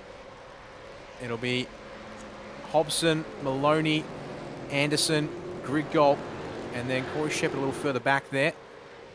Brady Myers and Wayne Burke have all lined up. So Wayne Burke's been able to latch onto the back of the train, this massive pack here as they make their run up the mountain. But let's check back in with Jordan Ross in the 143 Synergy car. Currently down in P14, so they'll be looking to make some serious improvements, barely hanging on to a shootout spot at this stage. Your cutoff time for shootout is currently a 2:03.336 and is held by Rainer Costello, which crucially means that can be fairly easily taken away by one of our 15 cars currently out on track, since Costello obviously took part in Group 2. Noticing too, when we were talking about the track temperature drop, and the wind has actually changed direction as well. So now coming from the southeast. Earlier it was coming from the south, helping drivers. So in different ways. Jordan Ross just hitting 299 down Conrad Straight as well. So he's matching that 299 we saw earlier. So the wind changing direction is changing speed down Conrad Straight. How's this for a shock withdrawal from qualifying? The 718 of Corey Shepherd has found the fence up at the cutting. He will not take part in qualifying. Permission to tow is granted to that car, but their times are done. They should be able to hang on to a shootout spot there in P6, but they will be they're not the only ones that have hit the wall. In fact, look at that. That's a huge pile up for several cars. And that was all in that mega group that we were watching. So let's go forward to James Scott. Philsell was the lead of the group, yeah. And Phil's had a lot of damage. Let's please eyes on Philsell here with the virtual racing school replay. So up we go, and actually aborts his lap here, but carries some speed, and then Maloney's on a lap. That kills everyone as a result as they pile on in. Actually, Shepherd's going to try and get through here, but no.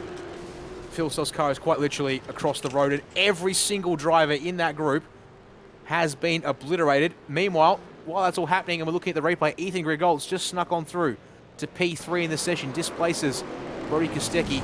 And as we see here on board with Shepherd, the last of the cars to arrive, you already see some carnage, and then just tries for a way through. And then gets collected by Burke there at the back of the group, and decides to abort any further attempts. They currently sit P7 in the session, which means they'll be towards the back half. Well, actually, they'll be right on the middle of the shootout time drivers at this stage. Given, of course, we'll start with the 15th fastest driver in the session and then work our way forward to the #1 driver. Jordan Ross has improved to 15th place. Speaking of positions gained, while that was all happening there, he was further on up the road by his lonesome there. So now sets the benchmark for the shootout at a 2:03.328.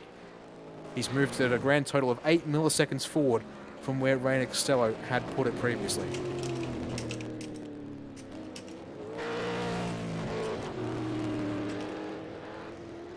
So I believe I can't talk about that incident. It's just absolutely horrible, absolutely disgusting. Yeah, I mean, all things considered, if you're going to abort a lap, you need to brake, you need to pull off and back right out, because drivers are on especially a lap when everyone's so tightly bunched up together. That's ruined what 6 or 7 drivers' attempts at a lap, and some drivers aren't even going to be able to make it back out. So it's not good. I believe everyone else did limp it around back to the pits to take a reset. Shepherd opting. I don't think Shepherd had a choice. Yeah, it's quite possible the engine was completely obliterated, and took a massive hit to the front and a hit to the rear for good measure. And wouldn't be too surprised. That was a forced hand as J. Ross is staying out on the road here. Now I could have sworn he's just on his outlap. That's why he already got an out. He already got reset and Yep. went. Yeah, he's again. out of In fact, sequence. out of sequence, and actually, Car 94 has been disqualified from qualifying. or at least told to withdraw from qualifying at this stage. Yep, So no there we further go. part. I do believe that will mean that the time set by James Scott stands. But chance now to demote that 94 car down the order to the back half of the shootout. We'll see if there's any further action from race control on that one. And confirm they are still discussing things as well, so we may not have heard the end of that. Yes, there is a possibility. Actions could include removing the best time that car has set so far, and for the record, that car has only set one time in qualifying. So if its best time gets removed, that will be Rear of grid. sending that car to the rear of the grid indeed. So All that right, eyes from back on. Jordan Ross's personal best sector. There it is for me. Couple of sectors, so yeah, he's going pretty good here across the top. See what he can do for the rest of this lap. But at the moment, this has looked pretty good. The first sector, he was down a couple of hundredths, but the rest of the lap has been personal best pace. So we should see him shoot up the timing sheets if he can finish the lap off. He's got a big gap. Look at that gap between 13th and 14th, Hobson and Kobe Jones. They're, what, 2 and a bit tenths. So it's a fairly big margin between those two cars. That it is. You don't see that too often in a field like this. And, well, at the moment, mind you, Andrew Gilliam has a tenth to his own at the top of the sheets. And then it's a mere millisecond between Brady Myers and Ethan Grigg-Galt for the time being. Eyes still on the 143 here. Through the chase comes Jordan Ross. Looks nice and tidy there. And I think this will be a good chance to improve if he can finish this one off. Not a personal best according to my timing. Yeah, down likewise. Conrod straight. His personal He does a best, nice- though, did have a lot of drafts, so that's probably why personal best entered the lap, and he does improve up to 12th. There we go, Good lap. 2:03.000. So that now moves the shootout time to down to Brenton Hobson's 2:03.274. He's on a good lap at the moment too. He is multiple personal bests, so we might just see Hobson get himself clear. Anderson on a good of, lap too, as well as Rosella. Yeah, this is going to be interesting here. Rosella's got the fastest Sector 1 to his name currently in that 888 machine. And he's coming down into the Forest Elbow. He's got Josh Anderson, I think, number 1, the 29 of Jake Maloney as well, that he's currently shadowing there. So he'll be one to watch. He might even get very close to the top of the charts as we're still focusing on Hobson here at the end of his lap. Round Murray's corner comes the 88 machine, 2:02.998. That is a nice improvement, moves himself up into P11. And it's now Kobe Jones. Purple sector for Josh Anderson down Conrod Straight. Yep, and personal best to start the lap off too. Maloney is giving him a good tow here. This could go to the top. It could. Where is Maloney? Currently sitting P14 and with a couple of PBs, so he'll stay out. And in behind them, keep your eyes on a 888 there, as well as Luke Rosella, currently P7. We might have several cars jump towards the top. P1. 2:02.4. Anderson goes to the top. Rosella up to P3, Rosella following third. them through. Well done to Luke Rosella getting third, and great lap from Anderson, P1. And well done to his teammate there of Jake Maloney. Perfect teamwork to drag Anderson to P1, but in that same lap, he also improved himself to P10. So great job from all of those guys to do that and work together so well. And here, purple sectors across the top of the mountain for Andrew Gilliam. Here we go. This is going to be a good lap. This could be one to watch indeed. 11.230 is our best sector from down the S's and the Dipper, according to my end of things. The question is, what can he do with the run down Conrod and no tow? 25.1. The problem is that is 3/10 off what Josh Anderson did in behind his teammate Maloney. That's how powerful a good tow and a good exit off the elbow is. So, to be honest, I'm not sure this is going to be enough. I mean, he had about a 10th up across the top of the mountain in both the sectors where he went purple. He'll close the gap potentially. No, he'll go straight back to the top. 2:02.392. The background there, you saw too. Ethan Grigg-Galt, who was on a personal best lap, went wide and off the track at the final corner. So he would have gone probably P3, maybe P2, but couldn't get that last sector together and threw it all away, unfortunately. Well, how about Dylan Rudd that? improved too. He's up into ninth. All right, 951 entry. As you said, goes to a 202.86. Your top 15 covered by 6.5 tenths. It's Kobe Jones on a 203.055, who currently holds the 15th fastest time, and he was part of Group 2. So Andrew Dyson looks to be one of the, in fact, if I'm not mistaken, Andrew Dyson is one of 2 cars who's on the outside looking in, if I'm not mistaken, because there is Forzen El Navi still in the top 15 as well from Group 2. So where is the, are we missing a car here in this Potentially we are. group? Well, we would have to be, because otherwise we should have 2 cars outside the top 15, but I can only see Dyson's car, pardon me, Wayne Burke, apologies, was in the pit lane for a long time.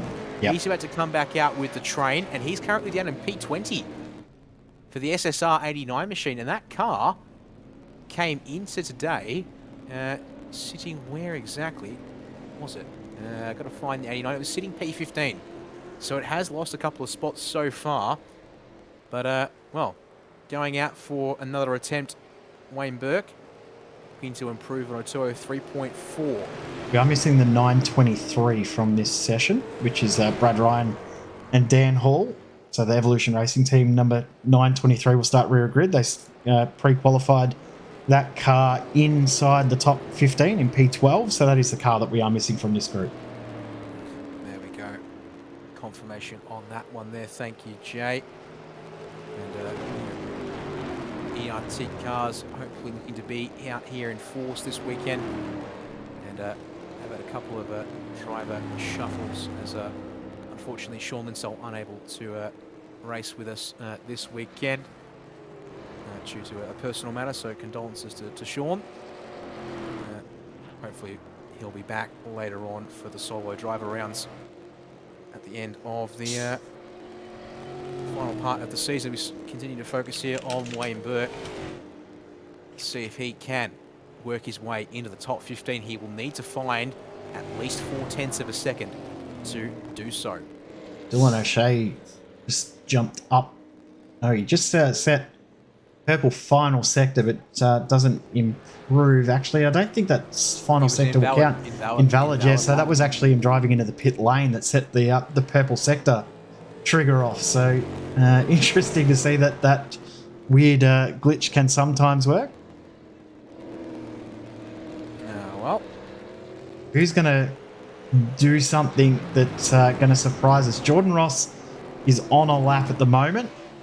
Personal best second sector, so that's the run up towards Metal Grey, and he's looking good across the top here again. Personal best, so he's looking quite strong.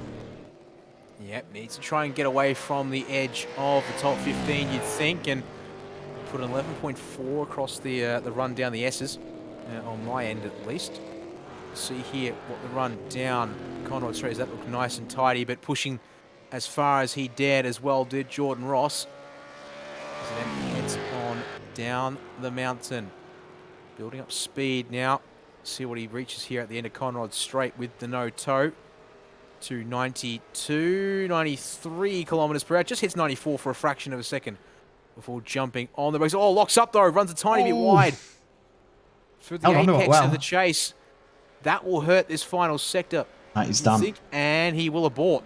And unfortunately for Jordan Ross, that will be the end of his run. And he might just... He's going to have to hope that he holds on, because he's got Andrew Dyson, who is behind him, who is about to start a lap. He's also got Wayne Burke, who is about to start a final flying lap as well. Yeah, Burke's on a lap, and he's got the 888 of Luke Rosella helping him round here at the moment. So this is going to be crucial for that 89 machine. Dyson comes across the line now, and he's about to start a lap. Starts a lap, and he's got O'Shea to tow him round. So, yeah, this is going to be potentially dangerous for Jordan Ross. He could get knocked out of the top 15 shootout. Brenton Hobson, a couple of personal bests on this lap, looking to try and improve on P12 and a 202.998. Comes into Murray's for the final time for him, and the 88 looks very nice up on the curb and goes to a 2:02.989. That is an improvement on time, but not an improvement on place. A little bit of padding here, though, and that is potentially going to matter given how close things are in this session. Jake Maloney's been given the benefit of the draft for this final run here for the TTR cars. Seeing several personal bests, though, at various points across the lap. Anderson's got a couple of PBs. Myers got a couple of PBs. Anderson backs out. All right. So Dyson also doing PBs at the back of the field. All right, we'll keep an eye on him later on, but let's see what Maloney can do. Currently, P11 has 3 PBs to his name on this one. Half a second off. Can he find half a tenth? Can he find a tenth as they come down to Murray's corner? Turn it in, get on the power and ride the exit curve. It looks nice there from the 29. 2:02.6 is about 2/10 of a second. He goes to P6 in the session. The 22 of Brady Myers, unfortunately, did not get a time on the board. Wayne Burke's just gone across the line. He jumps inside to P12. That has put Jordan Ross on the bubble at 15th place. Can Andrew Dyson find something to knock them out of the shootout? But Dyson, I think Dyson's found the wall, Jay. He's got damage on the right rear corner. He's done. He's going to have to be very, very lucky for this to count. He's going to have to have... that was slow into the chase. He's done. His sector times are down about 1.5 seconds, so he's had damage. I'm guessing he's hit the inside wall at Forest Elbow trying to get a little bit of extra pace. So he is done. The only driver that may improve is O'Shea. And he does. He jumps up into P3, Dylan O'Shea. That is some serious... Gilliam might go faster, though. Yeah, I think Gilliam might be looking to put a stamp on the session. 2 purple sectors at the start of the lap. Personal best down Conrod Straight. What can the 201 do as it comes to the line? It's going to be a 202.238. Puts another 10.5 on the field here at the end of qualifying. Great final lap to end the session off. Andrew Gilliam is going to be tough to beat when we get to the shootout in around about 45 odd minutes time. What a great session that was. That was a fun qualifying session. We'll run through the results because that was highly entertaining. But this is the provisional grid at this stage. Remember, top 15 shootout coming up very, very soon. Yes, it is. Let's walk you through those first 15 cars. Pursuit Sim Racing 201 entry will be the last car in the shootout with that fastest time there at the end of the session. And quite the mark of dominance there from Andrew Gilliam when it comes to 1 lap pace here at the mountain this year. Puts himself 2 tenths clear of Josh Anderson's time in the TTR number 1 car. We're looking to go back-to-back this year, potentially, for Anderson, but that will have to wait till tomorrow. The DPR 99, Dylan O'Shea, puts on quite the impressive performance there. Actually goes equal fastest, almost equal fastest, I should say. Beats out the 888 Synergy Sim Racing car of Luke Rosella by a single millisecond on the iRacing results, despite what we can see here on the overlay. So that's how those 2 drivers end up 3rd and 4th the way they are. The TTR 22 of Brady Myers, less than just over 100th back, in P number 5, and he too only a single millisecond clear of the next car, with Ethan Grigault bringing that ERT 117 up into P6 at the end of the session there. So it is incredibly tight amongst those drivers. The TTR 29, Jake Maloney getting that car up to P7 late in the session. A good job from him. And then one of our first cars from Group 2, the Sim Blacks entry of Brody Kostecki and Richie Stanaway will get, is the 8th fastest in qualifying this afternoon. And then here we are. Official confirmation, the 95 SimSport 951 gets a late lap in. Actually matches the time set by James Scott in the earlier part of qualifying, but actually has displaced the Boost Mobile car back to P10 at the end of the session there. And can confirm that Race Control is still discussing if there's anything further to come from that incident as well. So that isn't locked in that they're even in the shootout at this stage, the 94 car. So stay tuned. We'll give you updates as we get them. 718 Racing, they will make the shootout, which is great to see considering their qualifying was ended abruptly with SSR Smith & Sons 88 and 89 both making it through. That's Hobson and Burke. SSR going to be starting off the shootout quite heavy with the 033 of Fozen El Nabi and also James Scott making it through. 25 car of Kobe Jones and Kenneth Latta will start 16th. The rest of the field here is as they have finished. They will start. The simrigs.com DPR 41 will start 17th.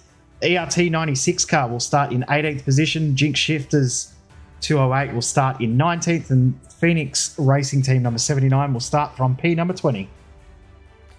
21st place for the great race will be the Evolution Racing Team 84 of Sebastian Flock and Scott Gamble there. 22nd will go to the DBM Beyond Blue car of Robbie Gibbs and Matthew Bowler. One of their actually not one of, the fastest car from qualifying Group 1 makes it up to 23rd place there with Rick Kuznetsov behind the wheel of the Premier Racing Team 017. And then it was Blake Neck in the TriStar Racing car, puts the 380 into P24 on the grid for tomorrow's race. Hayden Sell brings the 95952. Entry to P25. Kurt Stenberg also doing a good job there from Group 1 up into P26 with TTR number 47. Blake Warboys took the WKMP SimSport 63 car to 27th on the grid. Christopher Island, the 096 SimSports entry, will start from 28th. Team Jinx Shifters 209. Brett Loxton in the qualifying session goes to 29th place, and then it was Brad Newman in P30 for Rob's Falcon Esports, number 53. At simrigs.com DPR 632 in 31st position with ANZ Motorsports number 9 in 32nd. That's Ben Christensen there. We've got Matty Jones in the High Octane Racing car in 33rd. We've got Rob Carmichael in Pursuit Sim Racing 124. We'll start 34th. 35th, the Analytical Race on Oscar. Luke Mitchinson in that one. The Ford and Holden split in this group here too. Banner Alliance Racing will start from 36th position with Fishy Motorsport 080 in 37th. 38th to Analytical Race on Oz 13. Synergy Sim Racing 027 in 39th. And the Americans Down Under, they will start this race from P number 40. That they will. Your final 10 cars, well, pardon me, there's only 8 cars there who actually took part in qualifying, as we said. 2 teams not taking to the session, but Pursuit Sim Racing number 155 will start the race out of 41st place with the Fishy Motorsport 205 in 42nd. Rubens Mayhem Republic will be back in 43rd. After Dark Sim Racing number 44 in P44. Synergy 134 out of 45th has got the 95 Sim Sport 43 alongside him in 46th. And it's going to be the Fishy Motorsport 307. Type and Esports Endurance number 14 sharing, that is the 24th row of the grid. And that was the final cars in qualifying. We're missing 2. We're just trying to remember who they were. The ERT 923 is one. ERT 923, yes. Don't know who the other one is. We'll work it out soon though. Yeah, we'll get back to you on that one there. I'm actually going through the list right now and see if I can figure it out before we cut away. It was actually, hang on, ERT 21. Yes, it is the ERT 21. So they're missing 2 cars. A pair of Evolution Racing Team cars will take the 25th and final row of the grid for tomorrow morning's race. Well, we'll be back in about an hour's time for the Virtual Racing School V8SCOPS Bathurst 1000 Top 15 Shootout, but we are not done here at SimSpeed. We're going to take a quick break, and then we're going to be back for the Jeddah Cup. Their final race of the season gets underway in about, well, we've got 15 minutes of qualifying coming up very soon, and then a 30-minute race to round out that Jeddah Cup season coming your way here on SimSpeed TV in just a couple of minutes. Are you new to sim racing, or maybe a veteran struggling to reach the next level? Have you ever wondered how the aliens reach impressive lap times that seem impossible to achieve? If so, you're not alone. Most drivers reach a certain level and get stuck. But getting faster on track is easier than you think. V8S coaches are some of the best sim racers in the world and offer one-on-one driver skills training at affordable rates to help new drivers learn the basics and help experienced drivers break through to the next level. Are you ready to get faster and get off the iRacing roller coaster? If so, V8S one-on-one personal training is for you. If you've invested in your equipment, it might be time to invest in yourself. Just go to virtualracingschool.com and sign up for a 30, 60 or 90-minute session with one of our world-class coaches, and you'll learn exactly what to do for faster lap times and more podiums.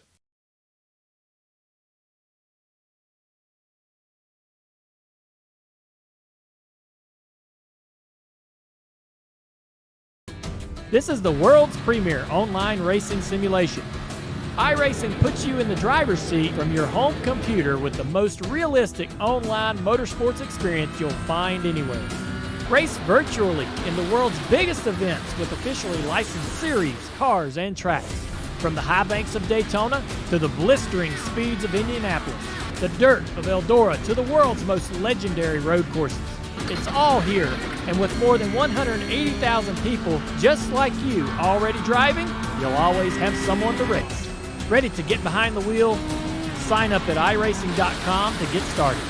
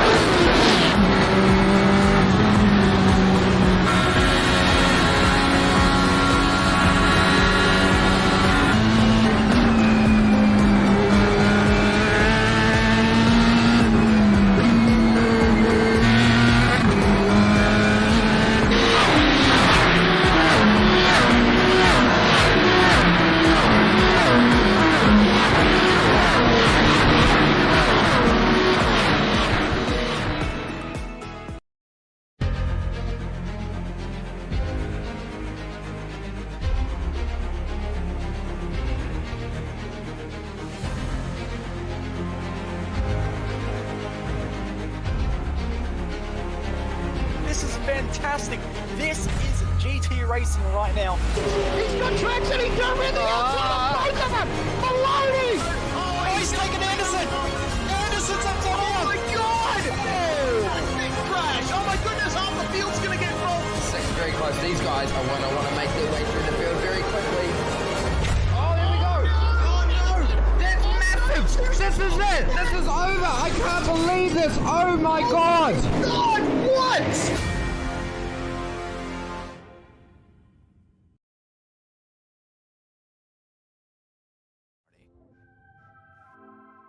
Welcome back to SimSpeed TV, and well, before we get to the shootout for the Virtual Racing School V8SCOPS Bathurst 1000, as we said there at the end of qualifying for those guys in the V8SCOPS series, one final outing for the Jeddah Cup awaits us here tonight to conclude our coverage of all the action across the breadth of the Loyalty G V8SCOPS Support Series here at Bathurst for 2022. Qualifying has just begun for these guys in the Jeddah Cup.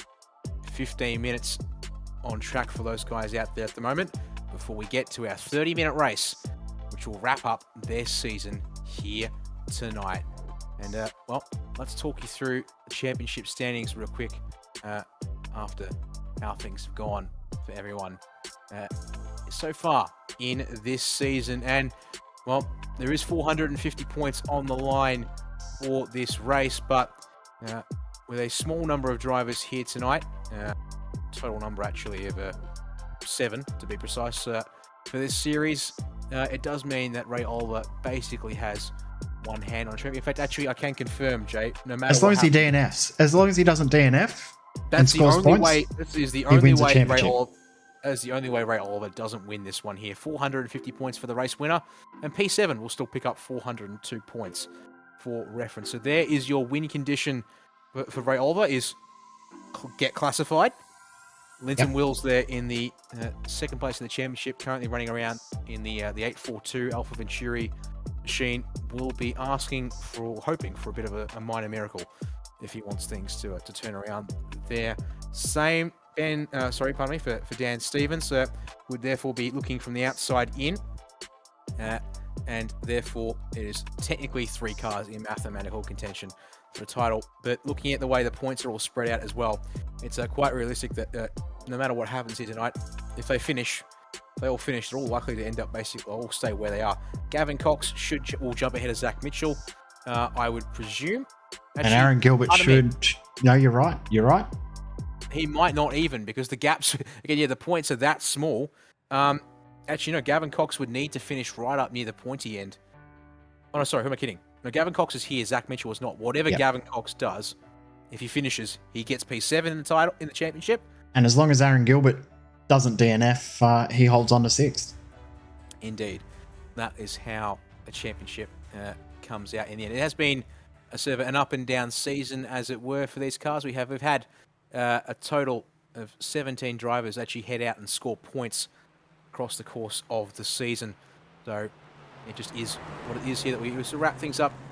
It's a little bit of a whimper rather than a bang, but at the same time, if I was going to make a bit of a joke about it, Jay, going out with a whimper seems kind of fitting for these cars.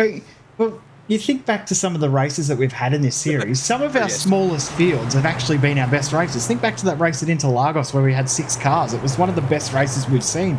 We had 8-car races at Donington that were incredible. So small fields doesn't mean bad racing in these cars.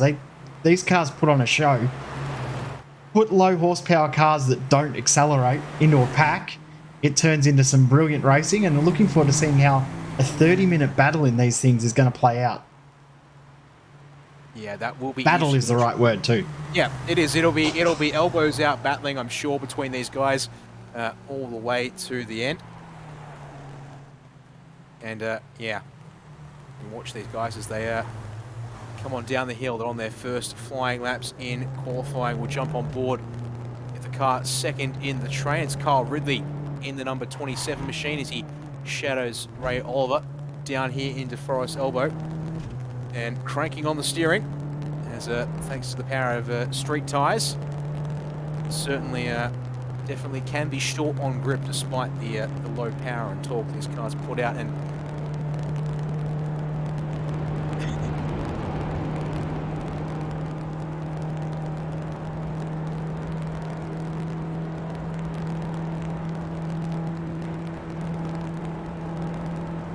let's see, top speed of just over 200 kilometers an hour, if I saw that correctly. 210 into the chase for Kyle Ridley.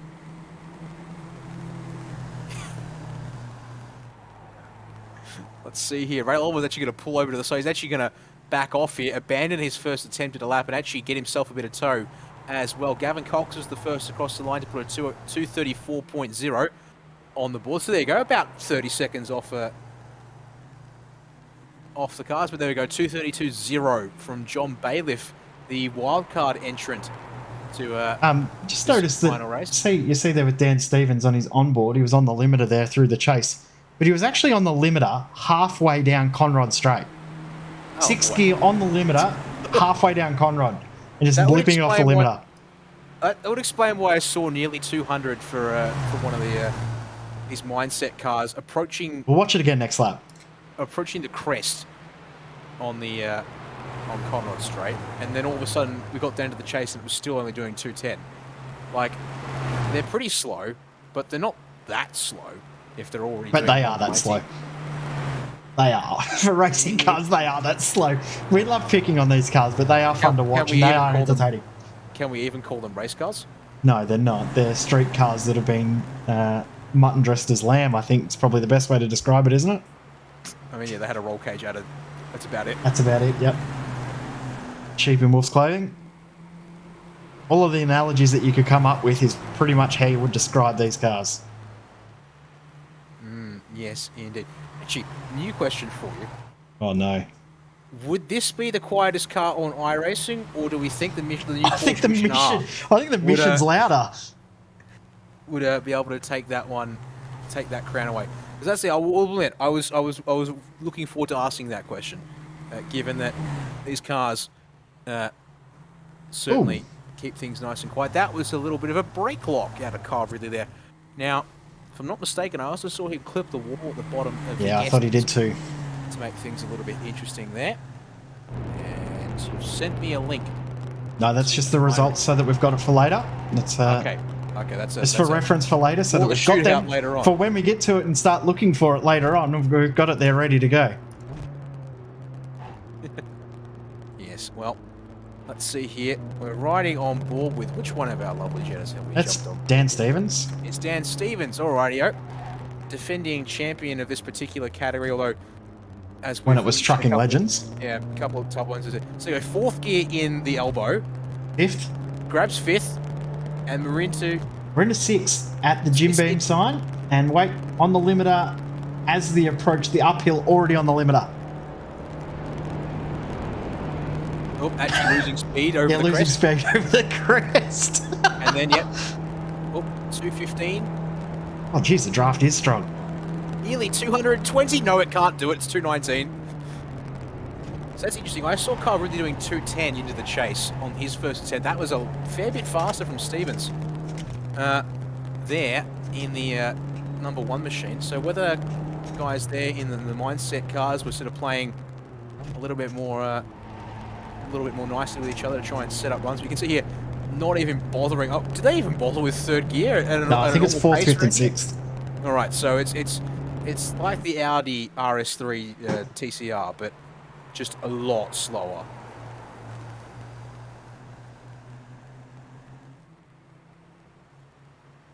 I think that's how we'll put it there, I think.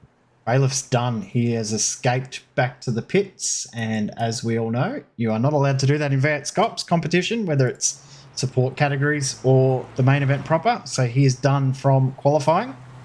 But as it stands right now, half a second advantage. I don't think it matters too much. Kyle Ridley second. I think draft is going to be very, very key. Linton Wills is currently in seventh, but he's setting personal best sectors right now, or second in the championship. Yes, he is. Hasn't had the raw pace this season, has Linton, but by virtue of racing in every race and scoring points at every race, he has put himself here One of the with an few outside drivers that hasn't had a DNF all season. Indeed. I think Ray Oliver would be the only exception to that. I think Ray Oliver has had a DNF, but he's won almost every race he's started. Maybe. I'm not sure. We'll double check that. Either way. Yeah, we might have to try and figure that one out for you, because, yeah. Because unfortunately for Linton, right now, he's about 5 seconds off the pace as he almost finds the fence on the outside of Forest Elbow. I promise I'm not trying to jinx you, Linton, despite the fact I was just commenting on your current pace being a little bit off, relatively speaking. Carl Ridley's set the fastest speed at the speed trap, 221 kilometres an hour. Dan Stevens, 220. Ray Oliver, 220. 218 for Cox and Christensen. Wills, 217. Of course, those last three did not have draft through that speed trap. Yeah, saw Linton Wills pit 215. And, oh, he's running a bit too deep. That might just invalidate his time. He will get one more chance. Actually, he might sneak 2 chances here, because yeah, he will. With a single race here for the Jetta Cup, of course, that means they'll be able to complete the lap they're on once the timer hits 0. Wills will unfortunately not improve on that particular lap, and yes, indeed, was invalidated as well for good measure. So we're looking to try and step up from that time there as Gavin Cox steps aside for Dan Stevens. These two guys sitting on a 2:34.0 for the 555 and a 2:35.2 for the number 1 respectively. That's 2:34.5 for Stevens. That will close down the margins, but Gavin Cox still half a second ahead of his teammate there at middle finger. And unfortunately, they've not got what it takes to match the mindset guys who apparently know something quite special when it comes to... They race these a little bit more regularly than a lot of others, so it is good to see that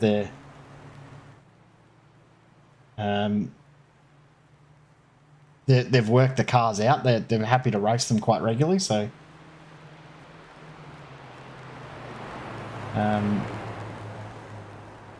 also just waiting to hear back from race control. I can confirm that they are still discussing what happened in qualifying. So there's a lot of discussions going on about what's happened in qualifying just before. So the night is turning into a quite interesting one, isn't it? Yeah, talk about a bit of controversy that didn't quite think we'd get, but well, here we are, and it will shape the start of the race tomorrow, depending on how things go as you watch these little finger cars make their way across the mountain. Unfortunately, so far, neither car showing green personal best sectors for me just yet, but... And Christensen's got one. He does. He's got the one from the cutting up to McPhillamy Park. See here. Actually, it's interesting. They lose, these cars lose about 2 seconds from Skyline to the sector marker in between, or just before the dipper. See here, Christensen stepping on the brakes into the chase and try and get that car turned in. Also on the mic to some of the guys. I reckon he just said this car is a box of bricks. Something similar. So, whatever it may be, akin to that. I mean, yeah, who knows? We'll see. Here comes around the final turn at Murray's. Is it an improvement for the number 9? Nope. Unfortunately, not 2/10 shy of his personal best in the session, but he does have time for one more run here before the session concludes, as will the middle finger racing duo here. Linton Wills, interestingly, has come to the pit lane, so opting not to put one more lap on the board despite having the time to do so, and that's a little wide from Dan Stevens. A little bit of grass too on the way into the corner, I think, under brakes, as Cox will do a 2:34.5, Stevens a 2:35.0. That's not going to be good enough for either of them to improve here, but they've got one last chance, as does Carl Ridley there in the 27, but he's all on his lonesome. He has come into the pits to get a fresh set of tyres on the car, though, which is surprising.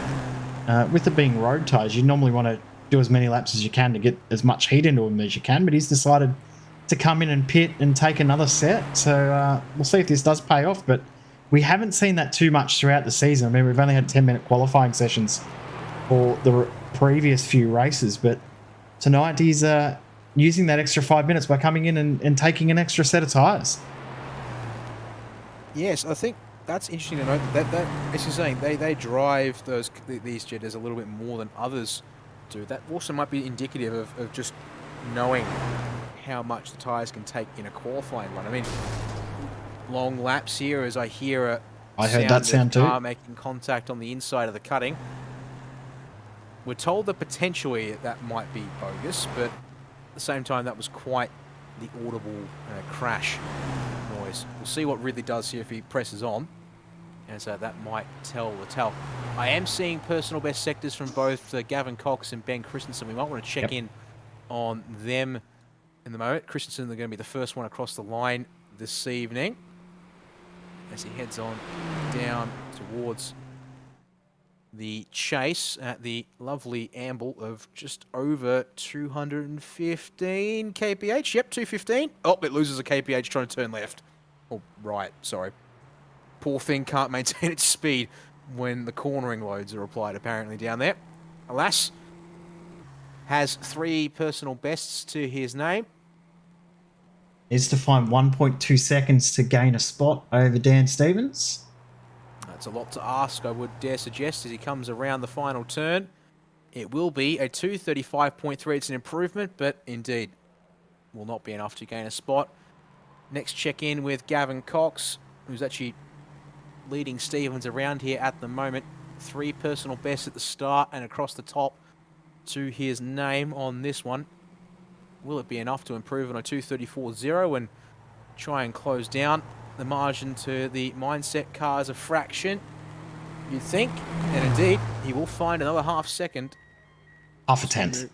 Half a tenth, sorry. No, the timing completely bamboozled me there for a second. Indeed. Goes from a 2:34.095 to a 2:34.047. So that will do for the qualifying session.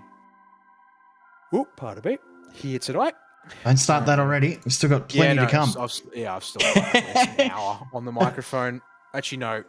Probably an more. hour and a half. Yep.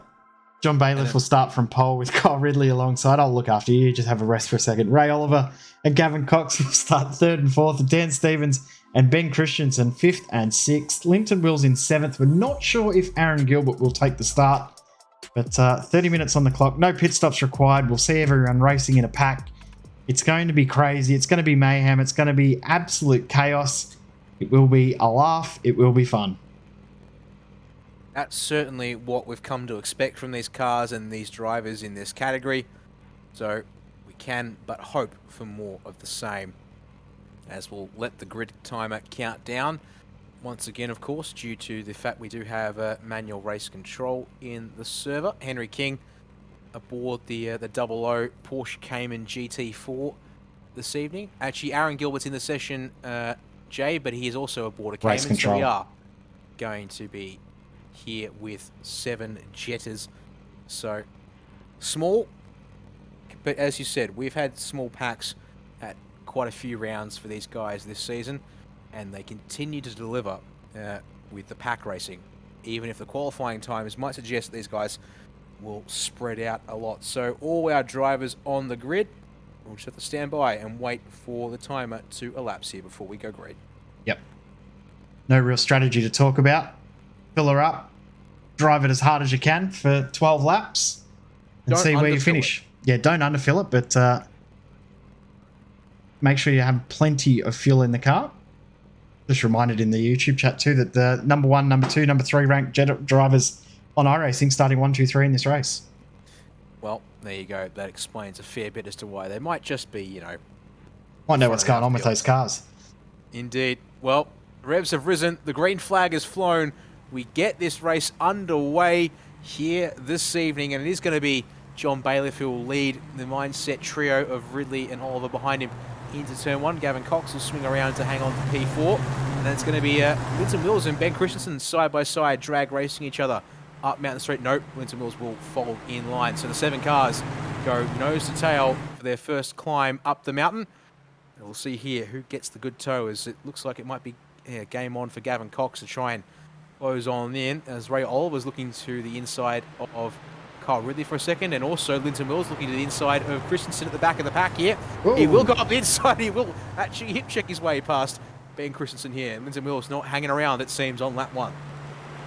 The other thing that we've learned about these cars over this season is that the fronts of the cars are made with paper mache. So the front suspension is made with some of the lightest material you'll ever see that will bend in all sorts of directions when you don't want it to. So very, very gentle on the front, but the rear you can be a bit more aggressive with. The doors you can bang, just don't hit front wheel to front wheel.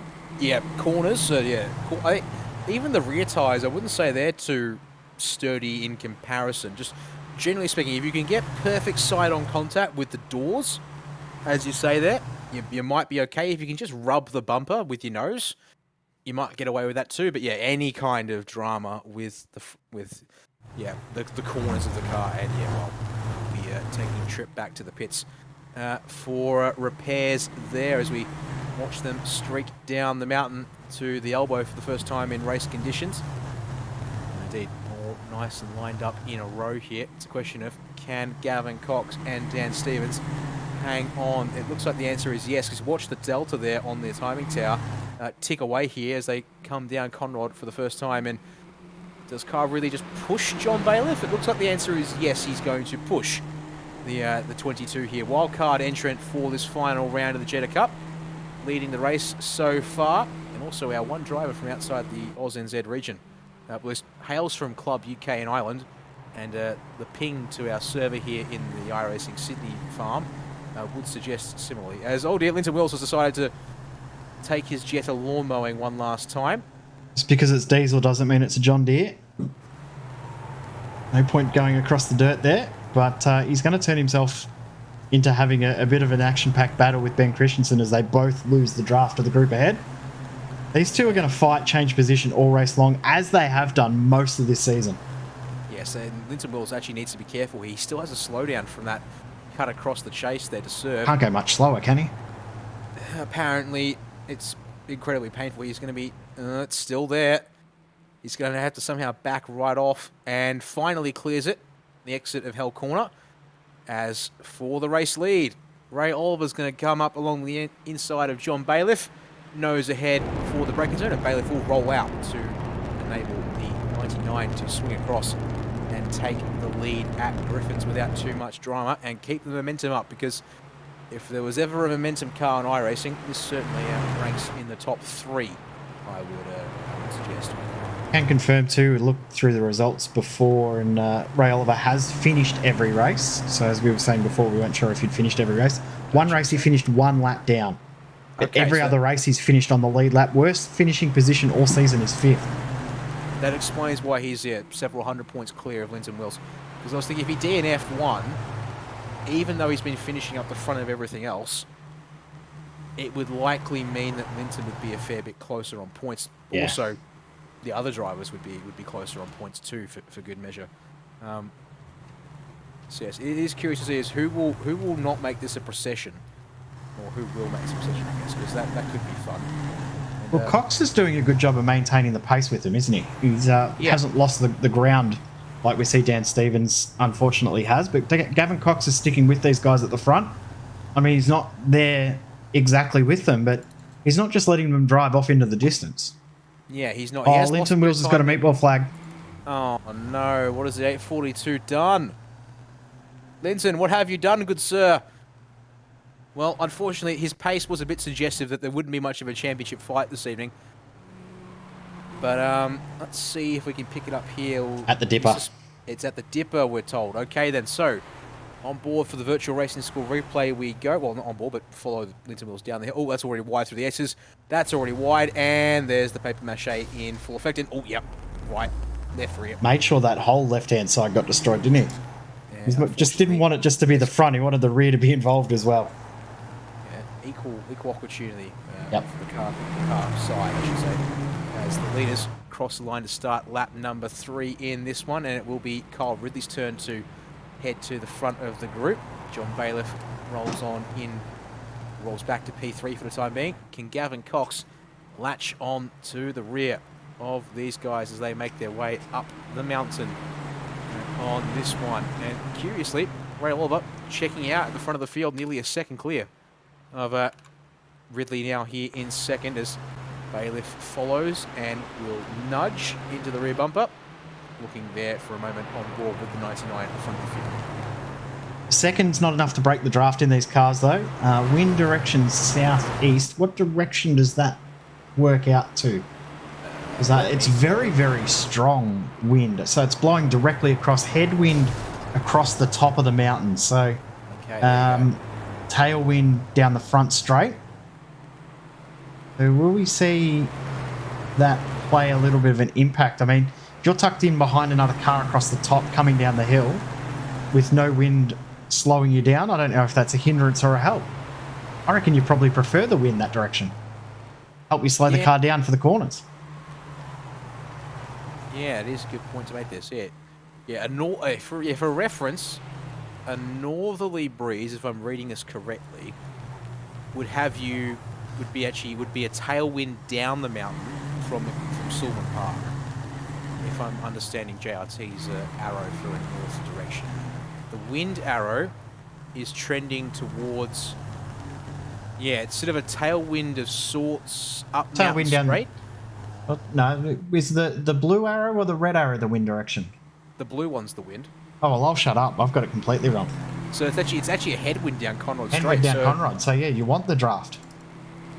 Yeah, that should hopefully mean that there's a chance for these guys to catch up. But unfortunately, Gavin Cox on this particular lap has dropped to almost a second and a half behind John Bailiff in third place, just struggling to keep the momentum up over the top and get it pulled up in the bottom of the S's. But there you go, Ray Oliver a little loose through the chase. It'll allow his teammates to close on in and bunch your top three up once again.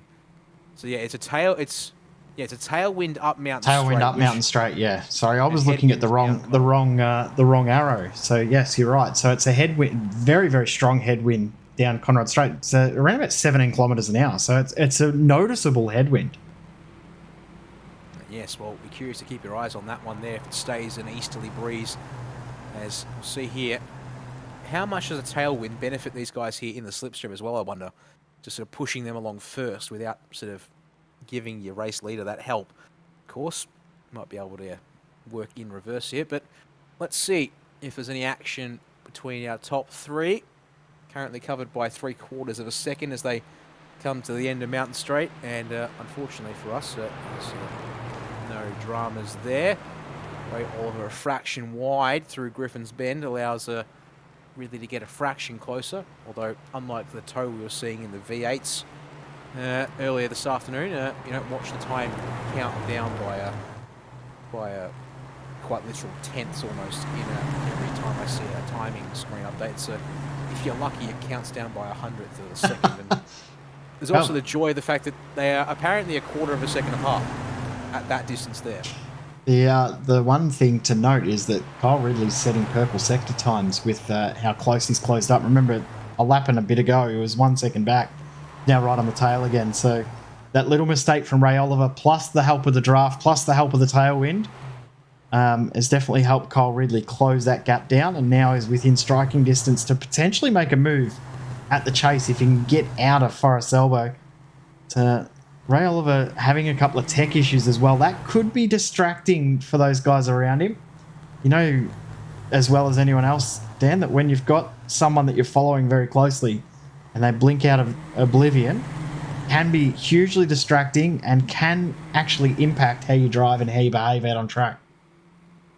It is very true that trying to get your head around where your brake markers are if you're also focused on the car directly ahead of you, and they're, well, disappearing as well for good measure, certainly does make for an interesting experience to say the least. And look at Ben Christensen trying to push the car along. It doesn't work like that. It's not like a real car that you can push along to go faster. Yeah. Lean forward for plus 20 horsepower. It's not a go-kart. As much as it drives like one, it's not a go-kart. No, that's unfortunate there. Would make for an interesting experience if you could do the... instead of push to pass, it's now lean. Literally to pass. push to pass. You're pushing your wheel in. But you need the Mercedes F1 wheel that was adjustable with the push so that you can push it forward. For DAS. Yeah, we'll just convert the DAS into a horsepower boost. As we watch your top three continue to circulate away, and unfortunately now they're lapping nearly 2 seconds a lap faster than Gavin Cox. We can only pray now for a safety car to make things extra spicy in the final couple of minutes, but tragically, I wouldn't say tragically, it's been good racing that we've seen all year long. It's just that the case that, oh, hello, there we go. Speaking of good racing, Kyle Ridley's decided the race lead is his for the taking. What it does do is check everyone up here, and, well, hello, John Bailiff, almost thinking about making it 3 wide, but he's actually not close enough to get in between Ridley and Oliver, so they'll go side by side up to the cutting, and Ridley is given favourable position there to take While the they've lead been in the trio. fighting, sorry, Dan, while they've been fighting, 3/4 of a second advantage to Gavin Cox just from that little bit of side-by-side moment through 2 corners. So Yep. if they fight too much, they've got to plan this a little bit smarter. I mean, they've got to work together as a team. We know that. But Gavin Cox will be loving seeing that these guys are fighting like they are because they continue to do so. That brings him into the fight. Yes, it does indeed. It is quite fascinating here because, of course, with the way your timings on this in a car like this, it's such low power. Everything is amplified. As you were saying, there is another blink for Ray Oliver there from the middle of the train. Makes for a little moment there for us as well. But every little thing that you do in this car is amplified on the timing tower by several tenths. And so a little scrap in a higher powered car is worth maybe 2-3 tenths at most, is worth a lot more here, as you say. Of course, unfortunately, they have clawed back that advantage over the top. Just so much more confidence in the car through the flowing sections, it seems. As well, I think, as just being able to get the car rotated at the dipper and Forest elbow for good measure. They've definitely got the car dialed in very, very well, have these 3. You are wondering too what the reference on the back of the car. No, Kyle, no, that is in relation to Kyle Ridley. So the teammates having a little bit of banter with Kyle and putting that on the back of the car. Coming across the line to finish lap 5, 7 laps to go. As it is at the moment, smooth sailing for the Mindset crew. It is indeed. So I think they've all now had a chance to... Indeed, all 3 of the Mindset cars have now had a chance to lead a lap. So apparently we're playing share the lead lap. So next up should be John Bailiff because he's only led 1 lap of this race. And Ridley's on track to get a 2nd lap to his name here if he's allowed to stay in the lead at the end of this one. Just do a little bit of leader sharing. We can hope for maybe some just opportune passes and stuff that cause these guys to slow down. That would be interesting. As unfortunately for Bailiff, they're a bit too hot into Griffin's Bend. Has actually dropped a bit away, but as you say, still within the slipstream range here as they come up to the cutting once again. The 6th time in this race for these guys on board with Bailiff here in P3 for a run over the top of the mountain here in the VW Jet. He's just lost a little bit of momentum, hasn't he? He's down to a 1.1 second gap between he and Ray Oliver. So now that he's lost that ground, it is very, very difficult to gain it back because of the momentum we were talking about. So we'll see if he can close it down. But once you lose the draft, once you lose the fight ahead, it is difficult to close that ground up. So Ridley and Oliver, will they continue to work together or will they back it up just to make sure that Bailiff can close it back in? Good news as well, Linton Wills is back out on track. Had quite a lot of repairs required, but he's able to get back out on track. If he finishes the race in the position he's in, 3 laps down, he will get classified and get points. Yeah, that will be important for his personal championship ambitions, as that would otherwise hand P2 in the championship to Dan Stevens, given that Stevens is only 93 points back, and actually Kyle Ridley running in P1. Actually, no, he'd be on track to steal that one away from Stevens. It would actually end up, if Linton Wills was to not finish the race or not be classified, it would actually then be Oliver, Ridley, Stevens at the end of it all. Yeah. I think you're right. Yes. I'll go with that. Yeah, the gap between Stevens and Ridley this car is that slow that Ben Christensen's able to check his Facebook messages on his phone while he's driving down Conrad Straight. Don't text and drive, kids. Yeah, do as we say, not as we do here in the Jetta Cup, apparently, is the great motto of all to be remembered. And yes, I will admit, having a hard time coming up with things to say at some points, because it's like, even there, the front stretch, it takes them so long to get down the front straight. It is a long drive down Conrad Straight. Oh yeah, don't even get me started on Conrad. Actually, curiously, let's have a look at this. Actually, I'll just count this. In that run down Conrod Straight alone, they're about 6 seconds slower than the V8s we just saw in qualifying. Yep, just in that one sector. 6 seconds for mostly straightaway blast, apart from Forest Elbow as a braking point and a turning spot, and then just power. Yeah, I think they're losing a similar amount of time up Mountain Straight that we've just made our way through there, and that's a bit. Well, you know, I thought that was a bit deep, but no, apparently that's all completely normal. And it's Bailiff's back in the fight again. Karen, yeah, he is back down to 7/10, almost 6/10 now between him and Ray Oliver. So either they have backed off a fraction, or he's really actually nope. That looks like the 22 of Bailiff is really letting that car loose. I saw that looked very close to the wall there on the exit of Sullivan Park. He's pushing pretty hard at the moment, which is great to see. We'll see if he can continue to close that gap down and maybe steal the lead away for a little bit. Ray Oliver's still having those tech issues as well. Amazing how much wheelwork's needed in a car that has absolutely no power. Yes, and also, well, I don't know what's happening in the race control booth, but Ben Christensen is absolutely losing it. well, He's having a great time. mysteries. He is. Oh, that. Oh no! I think he's found the fence. No, he's still going. Oh, okay. He made That's it good. through. Right. I Shall mean, we he's go having and just watch that entire sequence back while we're I at don't it? know. I'm having a good time just watching him absolutely fang it down. I think he's a bit worried he was going to crash then. Hang on, what's Oh, he's having a drink.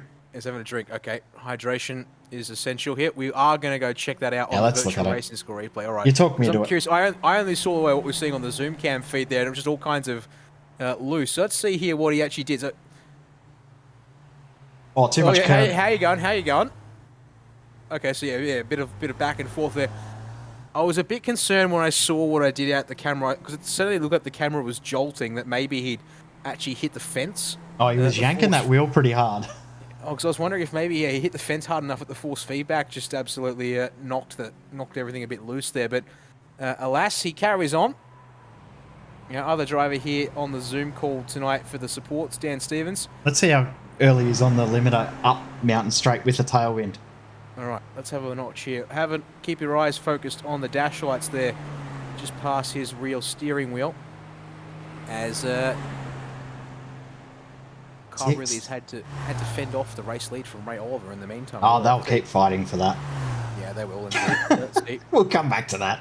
Yeah, Not we'll on the go back limiter. to it. Okay, so unfortunately, no dash light, no indication of lights there in the top gear. So the for downhill these must cars. really help. Presumably so. You would think, as we watch their nice little run through the turn for Stevens. A couple of seconds back from teammate Gavin Cox as they continue around. We are at least past halfway now. Although I might want to add that probably not on the virtual racing school replay anymore. Oh, yes, we aren't. Thanks. There we go. Ta-da! It's been a long night. I've got a toothache that's very, very bad, and I'm filling in as well. And here you are talking rather than I know. focusing on production. No, all being back to normal tomorrow, you can at least focus on clicking the mouse. Oh, I hope so. I hope so. I don't know how I'll cope for 8 hours talking as well as doing this. Zip tie the mouth. Well, I'd offer to do comms solo, but even then that's... No, I don't want you to do that. Well, Bailiff just nearly threw it up the inside. He thought about it for a second, but decided against it at the last second. Well, that was a good thing he thought about it, because, yeah, that was certainly a little close for comfort in some respects. So, down Conrod we go, and yeah, just at 205 kph here at the crest, and it was about 210 just after the Mitsubishi Fuso sign there, and 220 for Oliver. How's Bailiff looking there? It's close as they all fire into the chase, and actually both Oliver and Bailiff putting tyres in the grass a little bit there on the right side as they come out of the chase. And yeah, they're certainly wheeling these cars around like they're on the limit, that's for sure. Yeah, gap at half a second between your front two, 8/10 between the top three.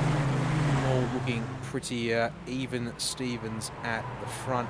So All I mean, laps to the car go. really is just going to run wide there on the exit of turn 1, and surely that opens the door to Ray Oliver to have a go at the lead, because that was a lot of extra braking that Kyle Ridley probably didn't want to put into that car. On board with 27, looking back at the man in P2. Is he going to defend the spot? He is. Moves across just at the last second, causes Ray Oliver to not be able to go anywhere. So Ridley's going to hold on for a bit longer. I reckon John Bailiff here is in a really good spot. He's just sitting back, watching, waiting, trying to work out when he can get past these two in front. I mean, they're going to be in communication with each other. That's not in doubt at all. But I think there's still a bit of friendly rivalry between them, and they all want to win this race. Well, that'd be nice, if only because then, you know, maybe just a little bit of a spice between the teammates here means that something could happen. Well, something more dramatic could happen, I suppose. It's not that these guys can't race each other without doing it cleanly, I guess. It's just for all I know, something crazy will happen just to get our sort of rev everything up before we get to the shootout, I should say. That's the magic word I'm looking for. I knew what you were trying to say. Yeah. Luckily, I did, but the viewers didn't, sadly. Oh, well, look. Maybe the viewers did know what I was trying to say there. Let us know if you knew what he was trying to say before he said it.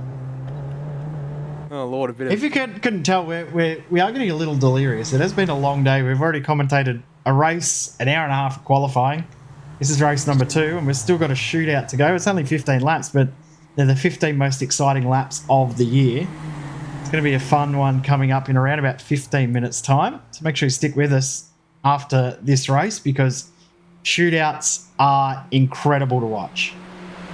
They are indeed, and if I'm not mistaken, we should expect the server to also be a practice server, so drivers... So they can push the extreme limit. They can rub the walls and still have their laps count, which will be all important.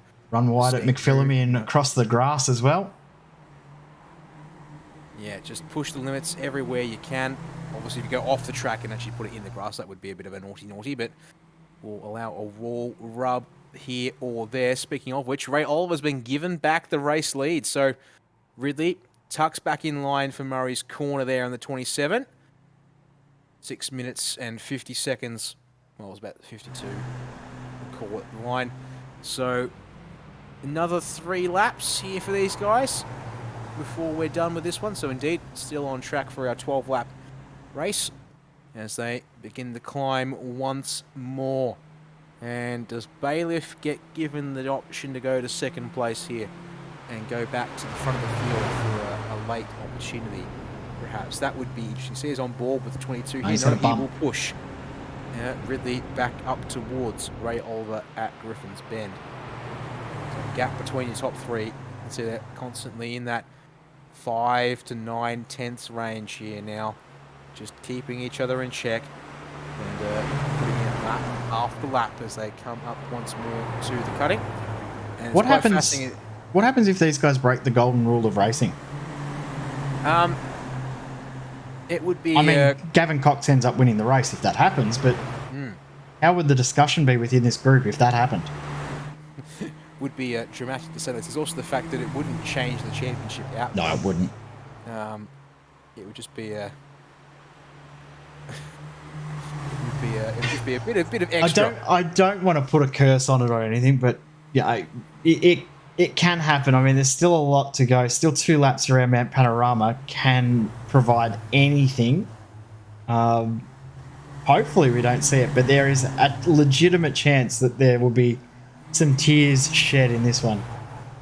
Yeah, meanwhile, Ben Christensen has actually made a quick note for us in one of our text channels that he's texting while driving, obviously.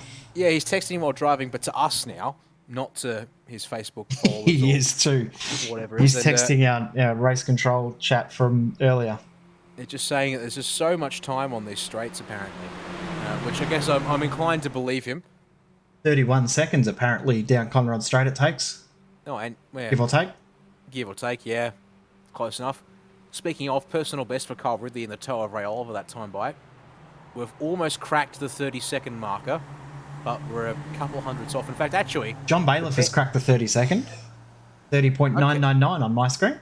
Okay, interesting, because mine doesn't quite say that. It says a 31.027. The joys of timing not being perfectly accurate. As your top three cross the line once again. 4:20 on the clock. Oh, no, it's 4:18. I'll take that back. It wasn't quite perfect. 2 laps anyway. We know there's 2 laps to go. There is 2 laps indeed, but I was just going to make a 4:20 reference because why not? I'll leave it alone. We have got a battle that is starting to happen. Now, Indeed. last lap by, Dan Stevens took 2.7 seconds out of his teammate. So, Yeah, he did. Stevens is closing in. I'm guessing Gavin Cox has had an error, and that is, Yes. I'm going to say, at Forest Elbow. Yeah, that has to be where it's happened because that's, well, you don't somehow. I mean, you make a mistake up there, and well, maybe in this car in particular, it must have. Oh, that's quite a bit of an error there. Let's go back a little bit further. Watch his 555 descend down the hill. So the sector 5 timing, for those not familiar, actually, there you go. It was already damaged. It starts about there through that left-hand kink. There's a bit of damage to the front as well. So is he just down on power now due to hitting the wall somewhere? Nope, he's run a bit wide. But not That's so. not wide. I think he's down on power. Is he just down on power? Let's have a look here at this first 0.2 slower in the first sector, climbing up the mountain. Half a second slower than his personal best. Second sector, another 0.2 to Stevens. On for the lead. It is indeed. We've got battles to watch. We know that we always end up with battles to watch in this series, but in fact, we're going to have 2 intense battles right at the They've end. saved it right for the end. It's come for us right here in the dying seconds of the race, which is nice to see at least. It's but also the fact we've gone for a mindset v mindset v mindset. 3-way fight up front. Then we've got the middle finger duo who, oh yeah, Gavin Cox across the top lost another 0.4 of a second and change to Dan Stevens. So yeah, that number 555 is really struggling. It's 0.7 now into the elbow. The balloon's out. Bit of a rough run for Stevens. Let's see how quickly this comes back down if it does. On Conrod straight. Meanwhile, it's a 1/10 of a second, 10.5 as Kyle Ridley backs on out. Doesn't push for the move here on this penultimate lap, but Oliver's a bit sloppy through the chase there, leading the trio. Dan Stevens was trying to find a 7th gear Oh, look, yeah, look, there we go. It's flashing all the way. with draft. Bright blue lights. Red gear indicator LED there. Look at that. 5th gear for the chase. It's just a... You've only got 1 gear you can use to engine brake this thing into the corner there. He legit was trying to find a 7th gear, just yanking on the shifter, but there was no more in it. He's closed that gap down to his teammate, and he's going to be fighting for 4th position before the end of this one. 1 lap to go. He'll be listening in as well. I'm sure we'll get a little thumbs up in a second. We'll give it some time there, as indeed Barney with the flag at the stand on the front stretch. 6.2 kilometres of racing left for Jeddah Cup in 2022. The first of our support series categories, thanks to Logitech G, to wrap up racing for this year as well. And there it is. It's actually quite a delay on the stream there. I think it was about 20 seconds. Yeah, he's obviously watching on a bit of a delay. So it depends on which stream you watch as to how much the delay is. That's true. You can... Ooh, hello there. That's John Bailiff getting a little bit too close to the wall there on the inside of the cutting. But doesn't seem to have hurt him too much. 0.7 of a second cover here, top 3 as they climb up the mountain for the final time here tonight.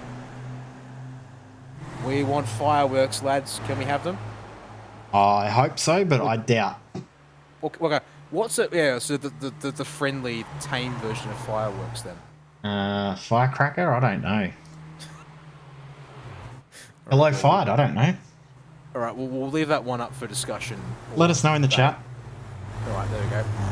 We'll bring the chat in for this once again, which means I should probably actually open one of the chats to actually see what people are talking about here at this stages. There we go. The setup for the rundown. Conrad for the final time. Bailiff again, almost into the rear of Kyle Ridley, who was really trying to straighten his entry and watch his square his run through the elbow. It does mean he's closing down a 10th every time the tower updates. So closing.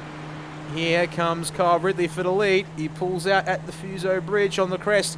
They're going to be side by side into the chase. Come on, John, make it 3 wide. Nope, John's not going to make it 3 wide. He's hoping they both go off straight ahead and he can go through and take both. Ridley will try and pinch Oliver, but has to brake more on the outside of the chase. He will have a nose ahead, but that means it's Oliver to the inside for Murray's corner. One last turn to decide who wins the final race of the Jetta Cup. Ridley breaks late, swings it round at the outside. Can he hang on?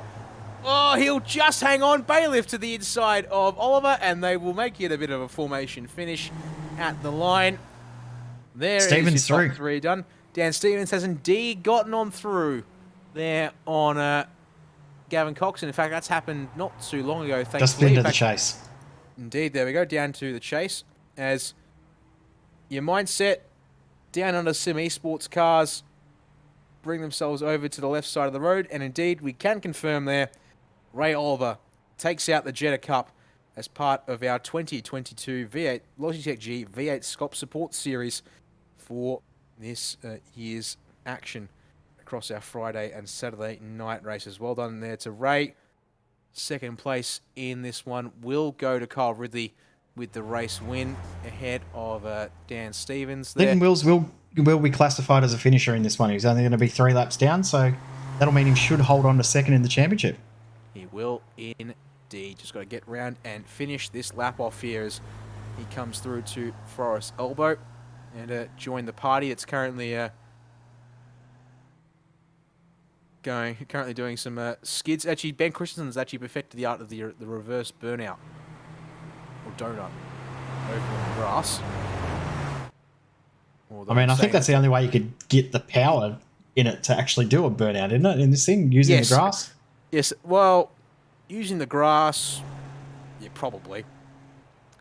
But well, we'll save the shenanigans for a second because some of the mindset cars, I think they're actually going off to go do the jump. What we will do is we'll just make sure we give Linton Wills a moment here as our final driver to finish this race. He's got 1 turn left to wrap things up here tonight. And yeah, unfortunately for him, a little rough there with some early meatball flag that... Oh, good lord! Hello! Why not put on a show to finish it? One final apex in style there, the 842. He will come across the line to secure second place in the Jetta Cup for the Logitech G V8SCOPS series in 2022. And indeed, the Mindset boys sticking together. We'll give them a couple of minutes to get there. So in the meantime, walk you through the race results here from Bathurst for our final race in the Jetta Cup this year. It was Kyle Ridley first across the line at about 2/10 clear in the end from Ray Oliver, who was then barely a 10th clear of John Bailiff at the end of it all there to round out your top 3 with the Mindset domination. Tonight, Dan Stevens gets through to P4 ahead of Gavin Cox in P5. Ben Christensen, the last car on the lead lap there in P6, despite all the texting and driving there from him. And it was Linton Wills, as we said there. Unfortunate early meatball put him in the pits for a while, but he does come home classified as 7th in this race. And that means I've gotten through the results just in time for us to go and have a quick look here at the Mindset boys. And it's going to be Ray Oliver to take the jump first, and then... They're not going to clear it. There's no way. That's a good point. Do these cars clear the jump, or can they clear it because they have no aero? We'll find out. Nice and straight. Yes! Easy. 1, 2, and they all got 3. over. Beautiful. There That's what we want to go. see. That's what we want to see. Oh, Carl will be going for the execution at Murray's. Oh, yep. Okay. They've all gone for the execution at Murray's. I'm surprised it did not explode the engine out of Ray Oliver's Jetta, but well, there you have it. So that wraps things up for the Jetta Cup. I don't think we're going to have anyone. No, we won't have anyone for a chat. We'll get in for the shootout, which is not far away. Indeed. We'll take a couple of minutes here at SimSpeed TV to take one final quick break, and we'll be back for our top 15 shootout to set the grid for the Virtual Racing School V8SCOPS Bathurst 1000 when that goes green tomorrow morning. Stay with us here on SimSpeed TV.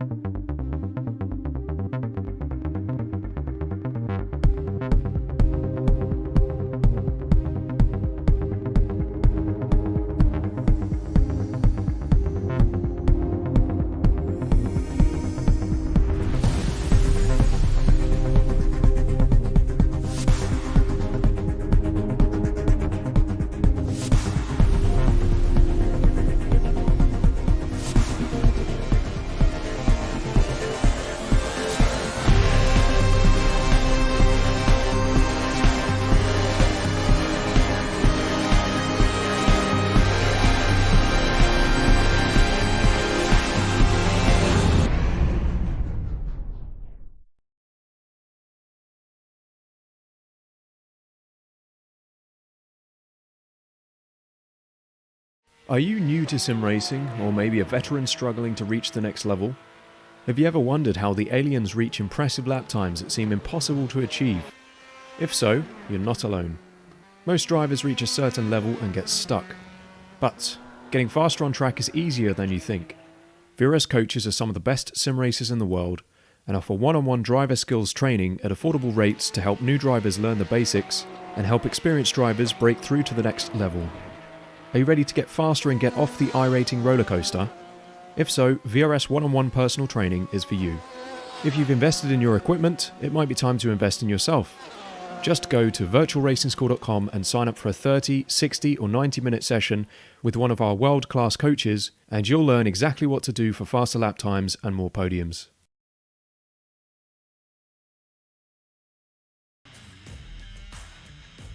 This is your chance to get behind the wheel. The opportunity to race just like the pros. From the grassroots levels, where we all got our start, to the most popular race cars on the planet. From the fairgrounds of Nashville to the high banks of Daytona, to tracks that will never be forgotten. Realistic driving, intense competition, all from the comfort of your own home. This is the ultimate motorsports simulation. This is iRacing.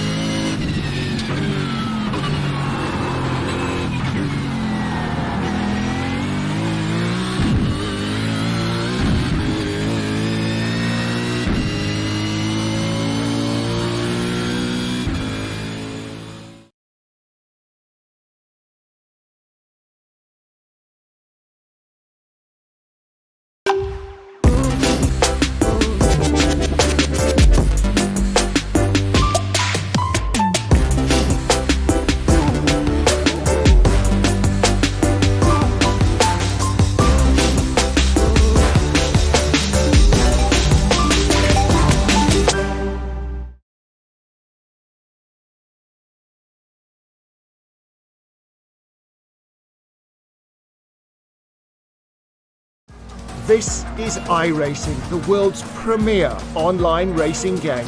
iRacing puts you in the driver's seat to experience today's newest form of competitive motorsport, virtual racing, all from your home PC. Race virtually in endorsed series from NASCAR, IndyCar, IMSA, the World of Outlaws, Aussie Supercars and more. Take on legendary circuits like Daytona, Silverstone and the Nürburgring. Join iRacing's global online racing community and get on track today at iRacing.com.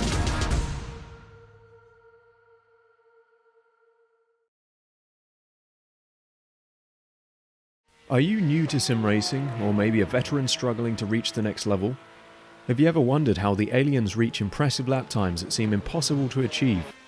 If so, you're not alone. Most drivers reach a certain level and get stuck. But getting faster on track is easier than you think. V8S coaches are some of the best sim racers in the world and offer one-on-one driver skills training at affordable rates to help new drivers learn the basics and help experienced drivers break through to the next level. Are you ready to get faster and get off the iRating roller coaster?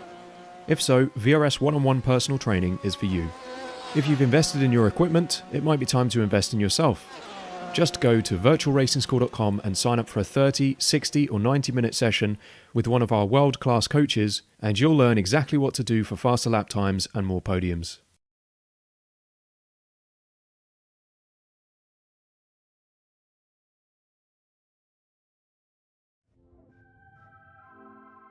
We're back here at SimSpeed TV. It's time for our final bit of coverage of pre-race action here for the Virtual Racing School V8SCOPS Bathurst 1000. We're here at the mountain. That means what else but a shootout to finalise the grid.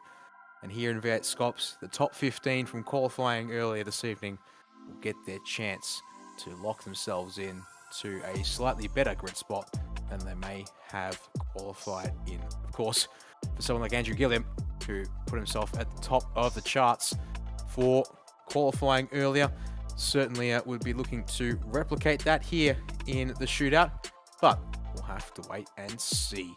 My name is Danny Amon, Jay Kennedy alongside me on production for this one here, and our first car has just been sent out. It's the 143 Synergy Sim Racing WPC entry, and unlike, well, it was Jordan Ross who got this car into the shootout with the time good enough for P15, but it will be Adam Briggs, Jay, who sends this car around on the shootout lap.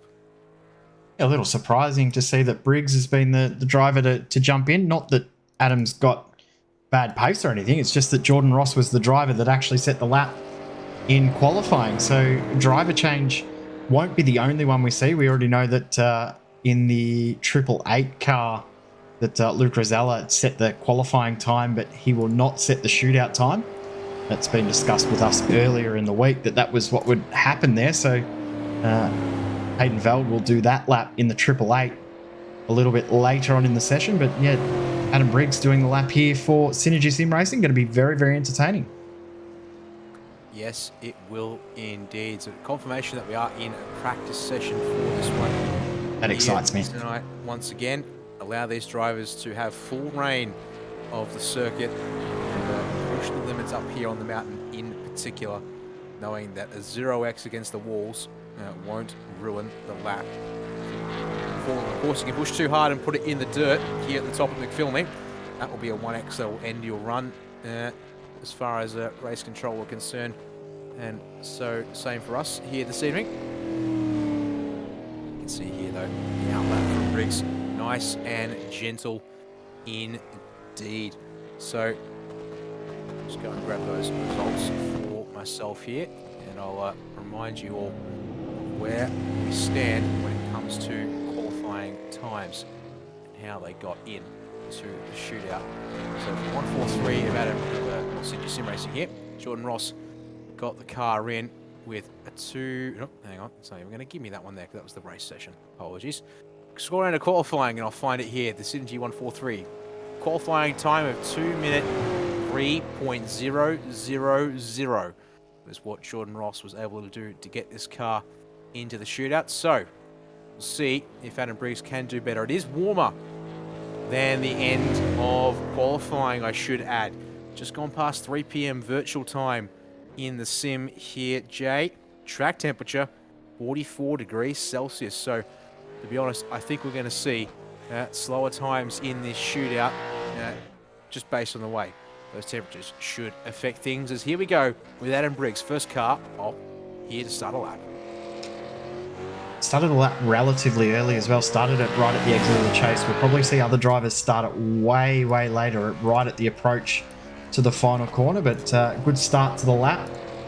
Just want to make sure that you get a time in. You've got absolutely nothing to lose, everything to gain as the as the first car out in the shootout. So you can go absolute balls to the wall, scrape the walls, hit the wall. Doesn't matter, because the worst that you can do is start where you already were. Indeed, especially for these guys here at the back. Might as well put the foot to the metal. The only places are things like running yourself wide and into the walls, running yourself wide where there's grass. That's the only danger thing to worry about. First sector, Adam Briggs, 22.556, as that first sector concludes just after the crest on Mountain Straight. Sector 2, 24.569. Exiting the cutting here, so see how these times add up once we get a little bit further on into that third sector coming up here at the end of McPhillamy Park, just before we drop into Skyline. 18.325 is the number I'm seeing on my end here as he comes down the S, looking nice and tidy here from the 143 machine through the dipper. Gets nice bit of power down as we shoot towards the fourth marker there, just before we flick left and right before Forest Elbow. 11.545. 547, so you're better back and forth there between Jay's timing and my timing here, but all lines up in the end. Good run off of Forest Elbow, nice and straight down the middle of Conrod here. Let's see what the top speed looks like here. See if you can get up around that 285 marker and be a decent top speed. Easy. He's already in the 290, 293, 294. He hits just as he hits the brakes. See how this last sector plays out, but this is looking a very nice lap. A great start to the session. Tidy and composed through the chase there for the 143 as he comes down to Murray's, not quite on the white line on the right side of the road, and across the line comes Adam Briggs in the 143 machine. 204.772, your first time on the board for that one there. So we're 1.7 seconds off the time that got this car into the shootout there. We'll be curious to see how much that was affected by the different weather conditions. Next car on the road is the 033 Energy Sim Racing entry, and well, how about this? Energy doing another driver swap here. Yeah. It was Forza El Nabi that got this car through into the shootout. It'll be Damian Johnson though who gets to take this car on the shootout lap itself here, and we'll see what he can do and if he can improve on Adam Briggs now that we do have those benchmark sector times, at least for starters, here this evening. Very nerve-wracking session if you are in it. Always lots to play out, and the further you get in, the more you've got on the line, because you've got so many positions that you can potentially lose. But the likes of Johnson and Briggs and Hobson, who'll be up very soon as well, all with heaps to gain, nothing to lose. It's going to be very good to watch over the next couple of laps. You see there once again, SSR car starting on the exit of the chase, brings it down into Murray's corner, a little wide of the apex for Johnston here on this setup for this lap, but we get underway here with this run for the 033. Down to the hell corner we come. Entry looking nice with a double dab of the brakes there to try and settle it, and then a little wiggle on the exit over the curb there, just a little loose perhaps in Damien's hands at this stage. We'll see how it plays out though as we make the climb up the hill. 22.5 to beat at the first sector marker. Comes across, he's a 10th, almost a 10th down, 22.6 is the first time for him. So we're going to have to make some work up and a little wide of the apex, at least early through Griffin's Bend. If that car hooks back, he might be able to run something, but I'm not quite sure if that's the case just yet. We'll see here as he comes up into the cutting. Little wobble, little lock on the inside front. This car looking like a bit more of a handful than Briggs's was, Jay. Yeah, he's not quite as composed as he doesn't quite look as smooth. In saying that, the sector time is not horrible. 10th. He's about 10th off in that sector as well. So he's lost 2 tenths across the first 2 sectors, but they're very easy to make up across the top of the mountain if you can nail each of these points correctly. A little bit more composed here through the third sector from Reed Park, across all the parks, I should say. Down the hill we come, but it's another half a tenth now across the top of the mountain versus what we saw from Adam Briggs at a 13.38. Short squirt here down towards Forest Elbow, loses another half a tenth and change here. So it's all adding up, unfortunately, for Damien Johnson. About 3/10 down now at this stage. We'll see, though, what it looks like here down Conrod Straight. That exit looks pretty decent for the most part off of Forest Elbow. Speed building once again here down the straightaway. We'll see if the speed matches into the chase. Sector timing is just about the same, and yeah, 292 for the 033 here. A little bit slower and a little wide of the apex again. This car doesn't quite seem to have the turn in a point that the 143 had here as he brings it towards the final turn. Nail this braking zone here to wrap up the lap. Let's see what Johnson can do. In Murray's, again, just a little wide of the apex. It's all these millimeters, they're adding up.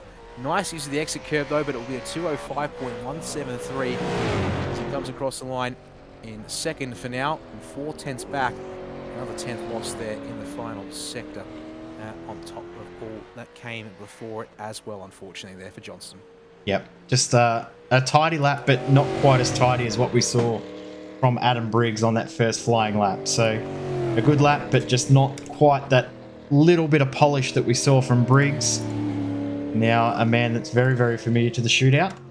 It's been in a few before. Never had a V8SCOPS Bathurst 1000 podium though, so that is something he's searching for this weekend. He and Shreya, his teammate, best finish in the 1000 together was 4th, so they'll be looking to go one better this year, potentially 3 better, and try and steal a win.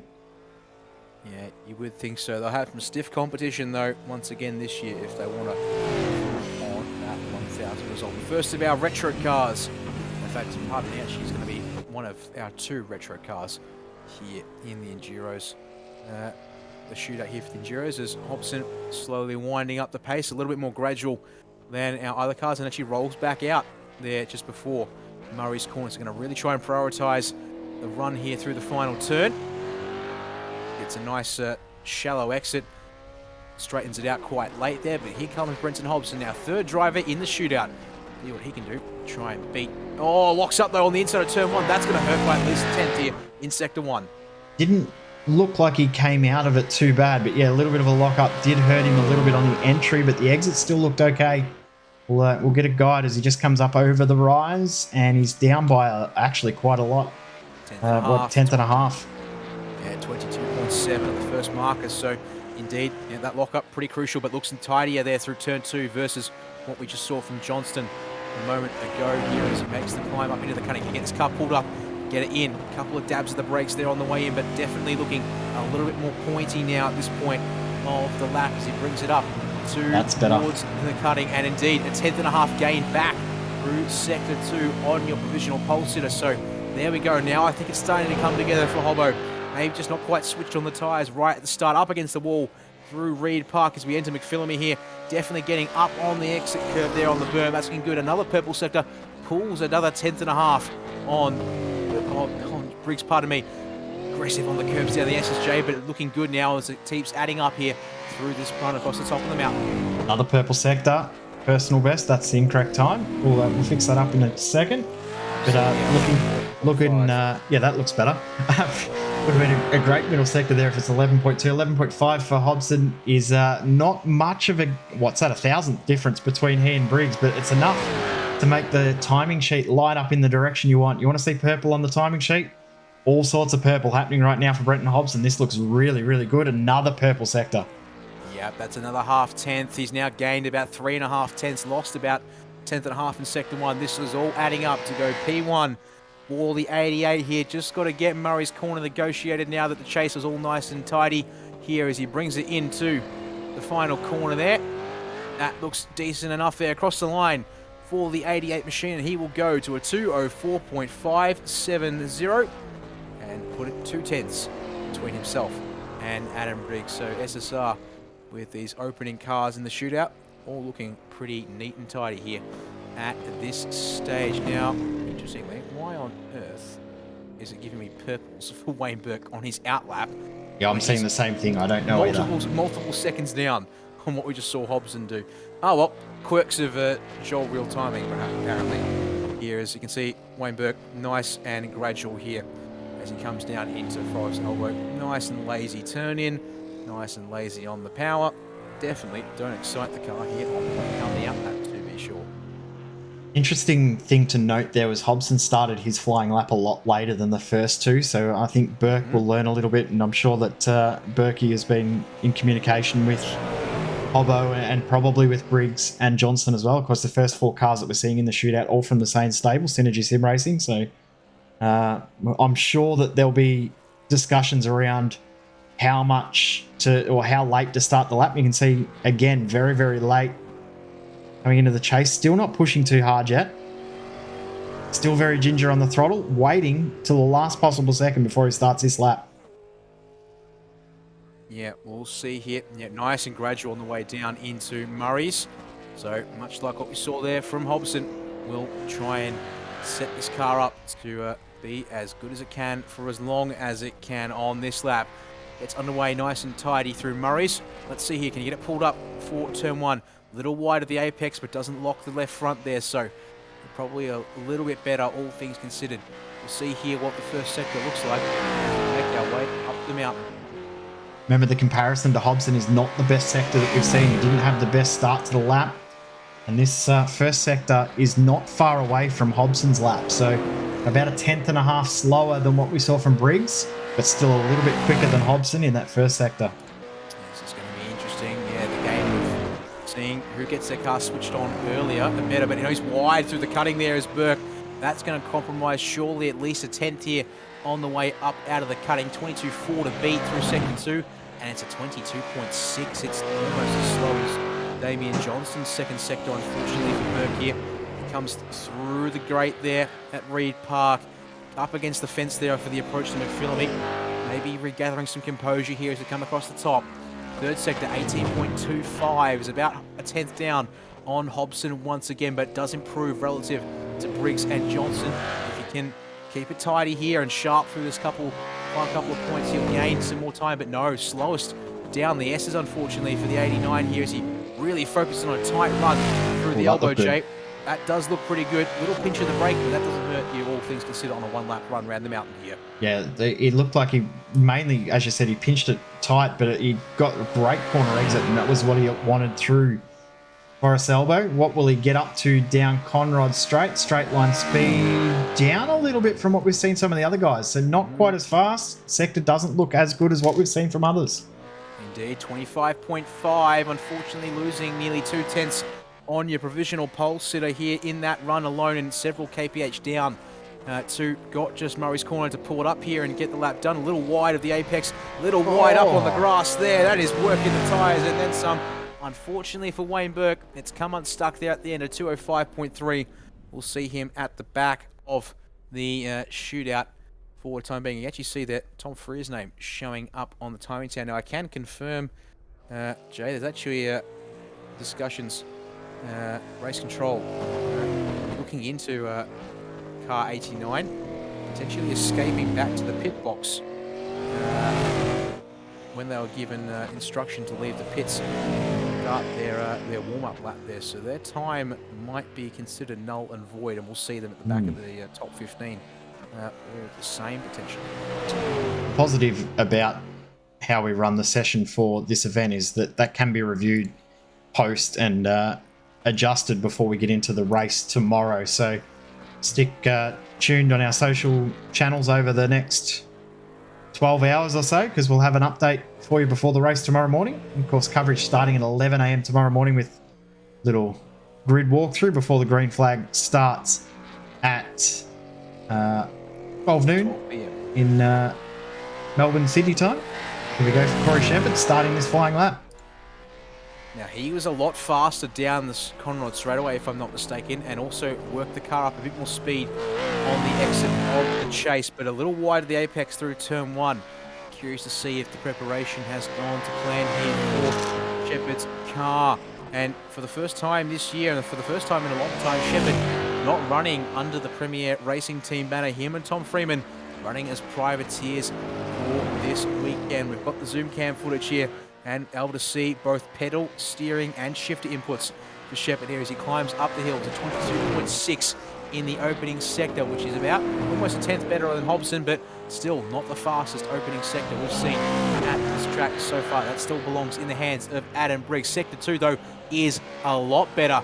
Half a tenth up on Hobson. This is looking like this will definitely be in with a chance of taking that P1 spot, but very close to the wall. The great there, Jay. Yeah, you can push it though. Remember, we're running a practice session, so scraping the wall, all A-OK, all permitted. Another good sector, fastest we've seen through that run to McPhillamy and up to Skyline. How's it going to be through the dipper? It's still looking good. He's got that car planted very, very well. He does indeed. Fourth sector, here we go, 11.3. He blows everyone out of the water by 2/10 down the S's and through the dipper. He's looking very nice for the 718 as well. Just gets the wall on the exit there of Forest Elbow. You saw that down to first gear to rotate, then early into second gear. Make sure he gets traction here. This is looking very nice indeed. I would expect to see this sector light up pretty nicely, but the top speed will be important as well. Watching it come past 280 kph entering the chase. In fact, wow, that's a long way down. 287. Yeah. It's one of the slowest runs down down Conrad we've seen. So clearly prioritizing grip over the mountain and a little squirmy on the exit of the chase too. This might just come undone here at the end. We'll have to see what the final sector does here. See what the final time is when he crosses the line in just a moment. Final sector. Yeah, this is the best final sector we've seen. Great lap in the end. And there we go. It was enough over the top for Corey Shepherd to take that car to P1 and to end up doing so quite confidently. He lost only a tenth really in the end of it all down Conrad Straight, so the trade-off was certainly worth it. Yeah, pulling half a tenth in sector 2, pulling 2/10, we said, down the S's, and then another 10th in the final sector to boot. So, yeah, all things looking purple there for the 718. All right, next car up, number 6 in the session is going to be the number 94 Synergy Sim Racing Boost Mobile Racing entry of Jared Filsell, and James Scott. And well, after the bit of controversy in incident with Filsell behind the wheel during qualifying, saw them excluded from the third group after they posted just a single time on the board. They have been given permission to take part in the shootout based on their qualifying results. So let's see here what they can do. We are well and truly in the 204s. Where do we think pole time will be, Jake, given how things are a fair bit slower here in the shootout, it seems, versus what we saw in qualifying earlier on? I think a mid-3 maybe 3.6, 3.7. I can't see us getting too much lower than that, but I mean, we've been surprised by how quick drivers are before, so expect the unexpected is all I'll say. Yeah, we were half a second, well, James Scott ended up being half a second off of the time from Andrew Gilliam, but James Scott did that lap right at the start of the session. Gilliam did it right at the end. We'll see here what the 94 can do. Yeah, it's the next of our Synergy Sim Racing cars to run here. It's the 5th out of 6, and he's wide of the apex as well through turn 1, so a lot of drivers really not getting that car down to the apex curb as aggressively as potentially you might think. Let's see here how it compares to the 718 time. 718's sectors up the mountain. First one there across the crest is 22.596. Is the second best sector 1 we've seen so far here as we make the climb up through Griffin's Bend. That's looking nice and tidy there, just following that white line without getting over it onto the curb there. Yep. So other than the little messy bit at the very start of the lap, the rest of it's looked very, very good. Still had good pace at the exit, even though he missed the apex at the start. Very, very good second sector though. That's the best we've seen. Looking very strong. 24.217 pulls a 10th and a half on Corey Shepherd across the top as they sets up now for McPhillamy Park. So this car coming strong here in this run across the top. 18.17 matches the Synergy car of Hobson. Across the top, loses a half-tenth though to Shepherd. So potentially a sign there this car's bringing a little bit less downforce than the 718 machine. We'll see here 11.4 across the S's here. So again, maybe a little bit more squirmy and not quite able to get it planted down there, but that looked very nice off the elbow up to the wall, but not smashing into it like you would hope to avoid here as we see what the next sector will bring us down Conrad. The pace at the exit of Forest Elbow looked really, really good from James Scott there, so we'll see if that continues into the chase. 294. equal fastest car in a straight line, but also the fastest time down Conrod Straight by at least a 10th, 25.2 for the 94 machine. Definitely on here to get itself up into pole position after losing only barely a 10th across the top here. Final corner looks nice there through Murray's. Let's see this car back to the top of the time charts at 2:03.9. James Scott goes and pulls 2/10 on the field with that lap there. Very nicely done from the 94. Yeah, very, very good lap. Very composed, very smooth. Other than that one little error that we saw in turn 1, and it was a very minor error. The rest of the lap was almost perfect. So well done there to James Scott. Next car out, Dylan Rudd. Great to see Dylan having a crack in the shootout for the first time. Indeed, he is. And well, looking to see this car out in action, of course, tomorrow, pairing with Sean McNamara to bring this ride home. And they've had some pretty decent results so far this year, both as individuals and as a driver pairing, but looking to try and take the next step here this evening. So number 7 in the shootout got in with a 2:02.793. Of course, we are well and truly nowhere near those times at this stage. So if James Scott can go about a second slower than what he achieved, let's see if Dylan Rudd can match him with a similar 2:03. Nice and steady here from the 951 to set his lap up. This might just be take a little bit of time to warm up once this lap gets going up proper. Let's see what turn 1 brings us, CJ. Yeah, one of the few that have waited right to the end to start that flying lap, and we saw Phil Sell do that. Oh, sorry, James Scott do that, I should say. Oh, hang on, what have we got coming through? I like that there through turn 1. Yeah, Jay. did look good. Did look good. That car Very composed. rotated in a lot better than every other car I've seen for some time. Actually got down to the white line, and it was just late at the apex too. So let's see what Sector 1 looks like. 22.568 is actually only about 300ths quicker than James Scott, and still Adam Briggs has the fastest time through Sector 1 on my end. So yep, same. This is going to be close between these two, our original pole sitter and Dylan Rudd here. If that opening sector is anything to go by, looks good through the cutting here at this stage as well. Wonder if this car has done what we saw with Corey Shepherd, though. We saw Shepherd's car was compromised with straight line speed, but did turn very, very well. Turned beautifully through turn 1. It turned very, very nicely through the cutting, but down a little bit of pace across the top on the rise up the mountain. 3/10 down at this stage. Yeah, that is a big loss to suddenly have. Is matching Scott's pace there across the top, though. So we'll see how it looks. It's nice on the curve at the bottom of the S's there, able to open up the entry to the dipper quite nicely. 4th sector flashes. It's a basically same pace, 11.457. So losing a couple of hundredths there. Unfortunately, damage might be done. It actually was a little lazy in the cutting. Didn't quite want to rotate perhaps as much as he'd like. So this will be curious. Has this car been geared for rotate? Well, was geared to try and give it the grip over the top of the mountain. We'll see what the straight line speed says as we come into the chase. And yeah, it's down a couple of kph, 289, so it's about 5 kilometers an hour slower down the straightaway. And as a result, lose another 2/10, unfortunately, to Scott. So this will see this car sitting around Brenton Hobson's pace. Based on that, it's all coming down now. So the last couple of hundredths here, the start and the end of the lap to boot. What can you do through the final turn? Nice and tidy at the apex, Jay, and up on the exit curve, comes to the line to 2:04.494. That will eclipse Hobson by 0.08 of a second. He slots that 951 machine into a interesting looking nebulous gap on our timing tower, unfortunately, at this moment. That'll fix itself in a minute, but that is the fastest final sector we've seen all day in this session. So finished the lap off very nicely, started the lap off very nicely. Great to see how well he has done there. So good lap there from Dylan Rudd. And yep, he has broken the timing, which is great. It's all right, it will fix itself eventually. Brody Kostecki up next. Yeah, we'll leave that be. So Team we know that Dylan entry, Rudd's there.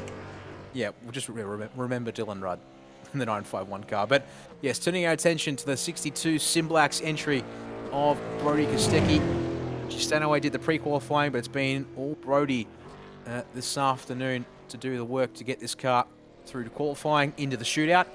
And going to be the 8th car off the start. So into the second half of our top 15 begins now. Brody's time in qualifying at 2:02.776, so barely 200ths ahead of Dylan Rudd and James Scott. See here what he can do on this qualifying or shootout lap, pardon me. Turn 1 coming up here to Hell Corner, and much like Dylan Rudd there, able to get it rotated a little better, angled in towards the apex there, Jay. Let's see if that results in a positive number here up Mountain Straight. Yep, we'll see what the first sector time is right here, and it is the best we've seen, I believe. 22.4, yep, so he's up by a 10th over everyone else. Indeed, that is important there as he brings it around Griffin's Bend and up to the cutting. He's pushing the limits on the exit. Let's see here. Rotates it over the the crown of the track, sorry, and it rotates in nicely with the crown. This is looking pretty solid here. Loses a 10th and a half though to Scott through that part of the track. Unfortunately, 24.375 for the number 62 machine as he comes across the mountain through Reed Park to McPhillamy. Looks like it's under control, but maybe a little bit to spare. 18.21, a couple of hundredths down, but not much. Still, every bit's going to count here if he wants to try and close back in on James Scott. Should be in position here to challenge for P2 with Corey Shepherd. See here though, 11.421. Actually, yeah, that does put him in good contention to challenge for that second place spot so far here in the session. Yeah, we'll see what the straight line speed is though down Conrod Straight. We haven't talked about wind conditions, but they're exactly as they were during the Jetta race. So headwind into the chase. So the straight line speed's still very, very good. 295. Is that the fastest we've seen? Yes, it is. Yep, that's the fastest by a kilometre an hour, and it's also the fastest Sector 5 as a result. So getting some time back on James Scott there shouldn't be enough to dethrone the 94 from provisional pole position, but it should be enough to consolidate a pretty good-looking P2 at this stage. For the Sim Black's entry, a little squirmy on exit, but it gets into the curb, and it's a 2:03.940. It's enough to go to provisional pole. Wow, that's a surprise. It caught us completely off guard there because we didn't think there was enough across that. Sector 2 and the Sector 4 was almost identical, but yeah, the micro sectors are so close. It's a great lap in the end there for Brody Kostecki, and provisional pole at this stage knocks the car of James Scott and Jared Philsell back to P2. Yep, there it is. Sectors 1, 5 and 6 is where this car got it done, and it was enough to make up for the minor deficit through Sector 2 in particular. There, wow. Good to see the Sim Blacks car able to convert the qualifying position into a solid shootout spot here. So, next up, Jake Maloney, Trans-Tasman 29. We'll see here what Jake can do. Got into the shootout with a 2-minute 2.662, so just over a 10th faster than what Brody managed in those cooler conditions. So, see here what his exit looks like out of the chase. Nice and gradual. Looks like Maloney here going to also save the preparation. No, building up to about 160, 170 kilometers an hour on approach to Murray's Corner, but on the brakes, nice and gentle. And he's going to wait and line this one up nice and gentle through the final turn to get his lap underway. Nice start to the lap. Didn't start it too early, didn't wait too late. So we'll see what he can do. Looks very, very composed. Put on the brakes into turn 1. Gets out very well as well. Looks nice and smooth. Doesn't look fast. Often the laps though that don't look extremely fast can be. Yeah, this will be important to watch here. That first sector looked quite nice, but it's a 22.563. Actually, that makes it the second fastest Sector 1. Only pipped by Adam Briggs by a couple of thousandths of a second there. But everyone's been pretty composed through that opening sector. So far as up the hill through the cutting we come. Again, this car looking neat and tidy. Let's see what the Sector 2 marker is like here on the exit of the cutting. 24.374. About a 10th and a half down, but matching Kostecki through that part of the circuit. So could be on here if he has a good run across the top of the mountain to be close and challenge for top running position at this stage in the shootout.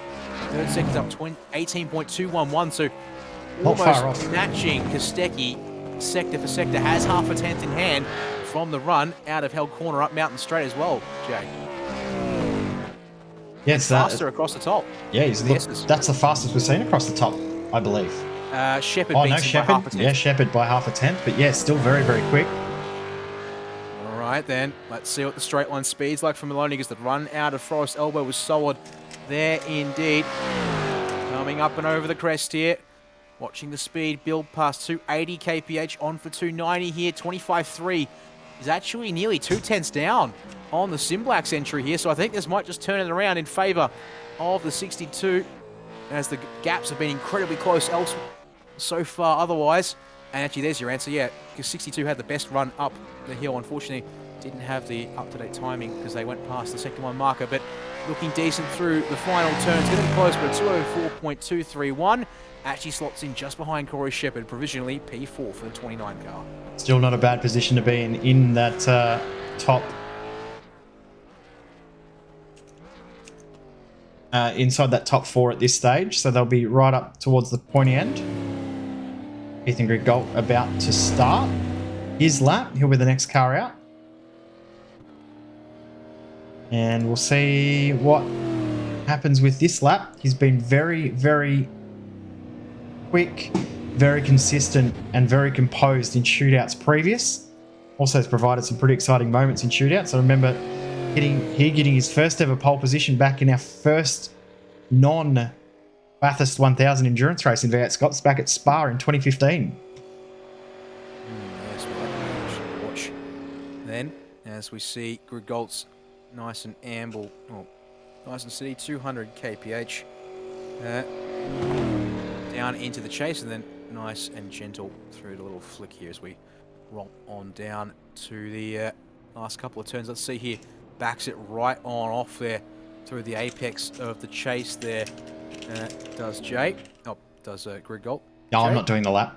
Yeah, no, you're definitely taking care of things on this side.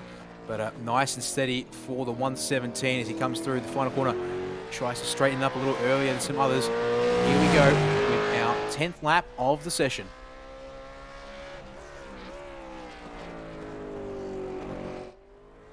Nice again through turn 1 there. Able to get to the apex curb, or at the white line, I should say. And we begin our run up the mountain now. Let's see what this first sector looks like. That'll be 22.4, or at least matched with 2.5. About a 10th down on Kostecki's best, that opening sector from Kostecki. Let's see here what turn 2 looks like. Up on the white line through Griffins. Definitely working the limits quite nicely, and out to the wall there on exit. See how smooth he is through cutting. A few drivers have been a little bit wide there as well as at turn 1. But this looks good, and is that one of the best we've seen across the top? Pretty decent lap time there. No, it's not quite as good as what we saw from Brody Kostecki, so a little bit down at the moment is Ethan Grigalt. Let's see though, he can stay in margin here across the top. He will need an absolute blinder of a run down the mountain. And Conrad, he's matching Kostecki, he pips back on Kostecki there, so it's just that opening sector where he lost nearly a 10th now that has to be worried about as he picks up the 200s, and then loses another 100th though across the pretty close down the S's there. It's all incredibly close. It's going to come down to these straightaways here. Does this car have the punch in a straight line? Can it pull itself up at the chase and get turned in as well? Have they got the balance right here in the 117 machine? As he brings it across to the left side of Conrad Straight. We'll watch for the top speed and read it out here for you in a second.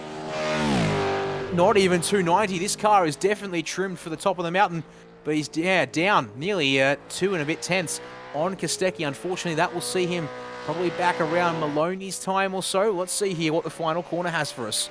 Will he be able to gain any time back in this final sector?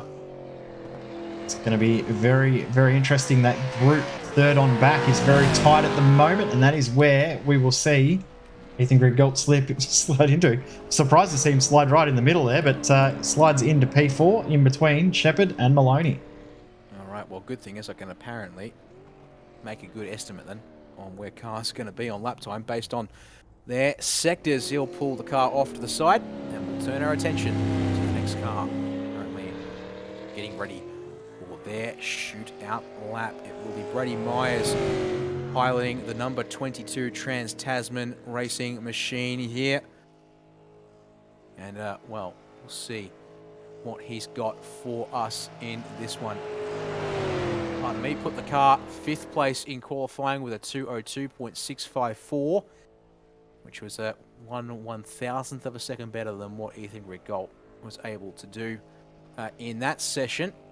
But yeah, we seem to have sort of stalled out a bit with the flying laps. Still 28 degrees air temperature and 42 degrees track temperature, and still a strong headwind, 28 kilometers an hour. Picked up a little bit, hasn't it? For the most part, down Conrod. So that might be telling there a little bit how things I reckon it was around about going. 21, 22 when we started the session, but it's around the 30-kilometre-an-hour mark at the moment.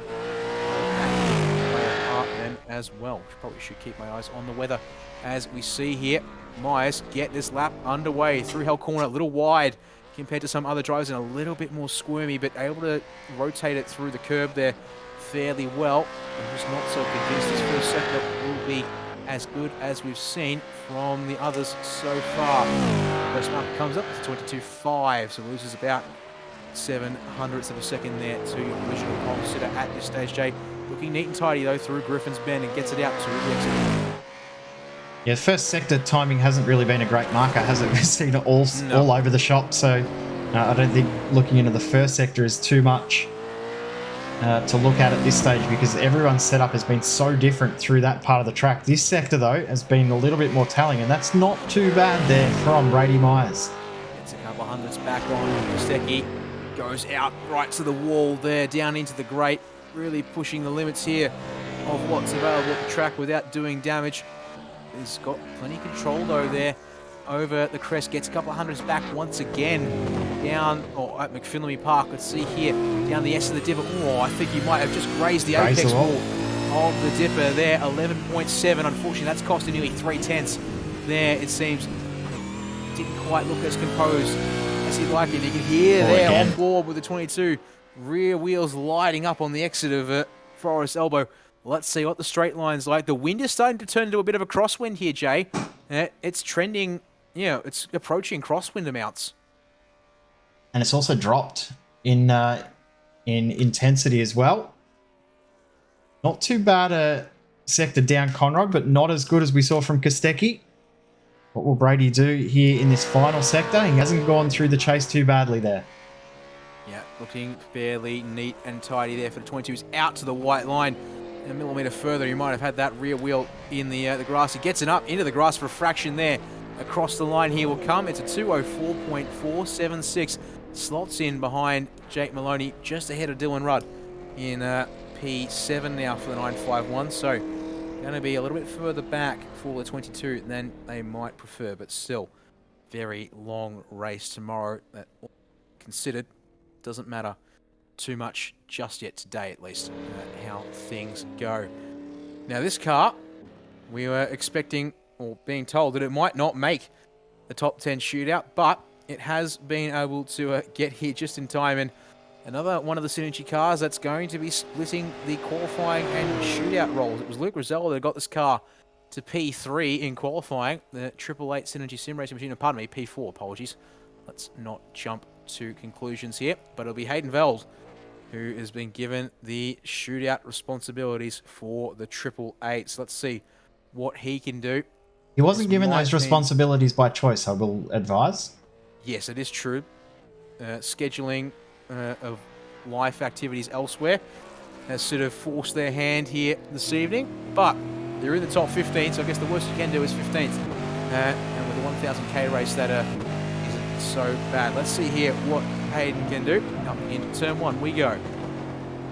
And confirm he's got Matthew Bowler, who will drive the number 2 drop bear car, standing over his shoulder while he's doing this lap. So no pressure. He's got a crowd in his house with him.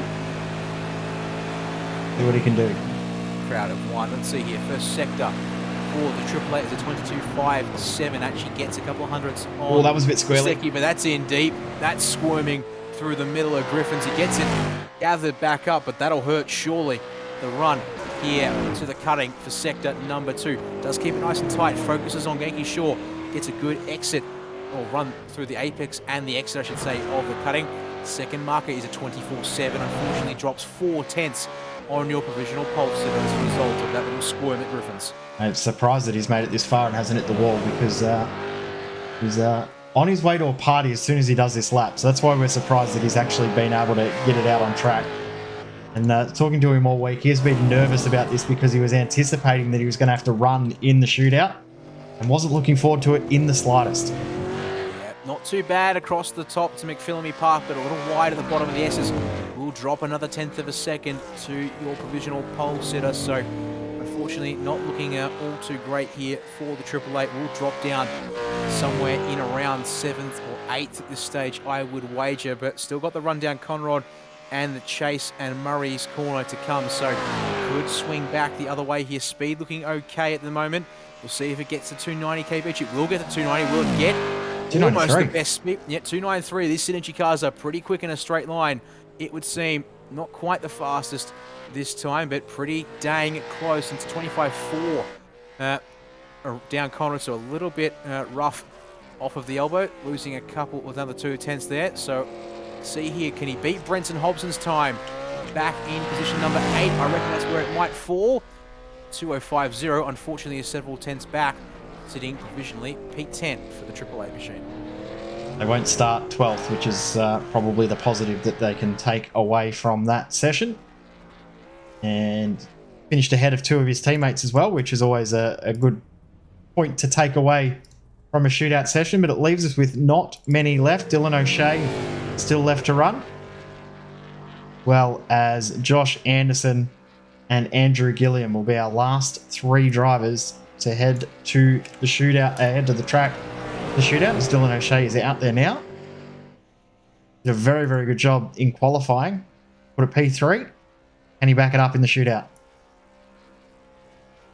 Yeah, well, let's have a look-see here. Got that car to 3rd in qualifying on a 2:02.640. And taking his time here with the warm-up and the outlap. Let's see how he approaches it here off the chase.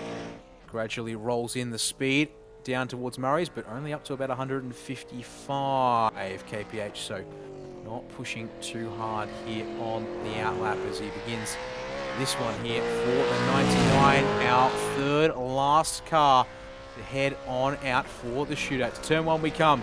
What's it look like here for O'Shea? Not quite as pointy on the exit, I would have to say, Jay. It was to the apex nicely, but just didn't rotate as well as other cars I've seen so far in the session. Marginal differences though, mind you. Yeah. Not bad first sector. I mean, it's not the best, but definitely not the worst. Pretty competitive. Well, it's the 2nd best opening sector of the lap, despite what I was saying. I read a 22.473, so a little discrepancy there, but we'll go off what you've got there, a 22.5. Let's see how that stacks up. That is still the 2nd best opening sector. I do believe at this point, 24.3 up through the cutting, pretty close to Kostecki's time at this stage. And yep, actually gets a bit of time back on Kostecki on your end there. So this is going to be close at this rate. See what the car looks like. Oh, that didn't look good. It went once, it went twice. That might have just been a bit of honesty, but it's quick. It's our fastest time across the top. Pardon me, Shepard still has that by half a tenth. Like a couple of seconds of not being reliable in practice. It's confusing, isn't it? It's annoying, I'll give you that. 11.35 is very close to Shepard's time as well. Over the top of the mountain. Is this car going to be a little bit straight line limited perhaps, based on what we're seeing there for the cornering speed across the top? Well, he's lost time up Mountain Straight, and will he lose time down Conrad? We saw that was what happened with Shepard and cost him a couple of positions potentially with the compromise down Conrad. I think, oh yeah, it's 287, 288. It's a long way down in straight line speed. Yeah, loses nearly 2/10 of a second there. So unfortunately for O'Shea, made gains across the top, almost enough, almost made 2/10 across the top, but will probably drop back in somewhere around between James Scott and Corey Shepard at this stage. To the line he comes, 2:03.992, and indeed not far off James Scott.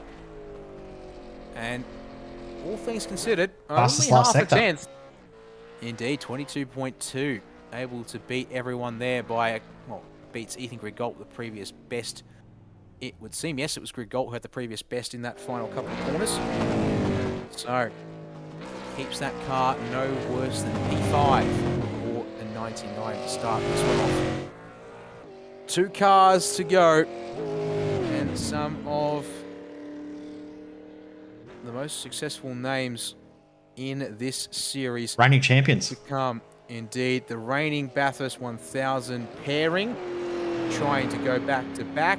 In the case of Josh Anderson's teammate Madison Down, he's trying to go for 3 in a row at the mountain here in V8 SCOPS competition, and also trying to perhaps put on a late charge for the Drivers' Championship, which will of course have a handful of rounds remaining to wrap things up. It's Anderson, though, who's been given the qualifying duties this afternoon and this evening.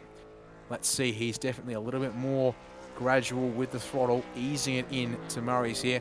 Let's see how this number 1 machine goes as he brings it round Murray's corner. Get this one underway.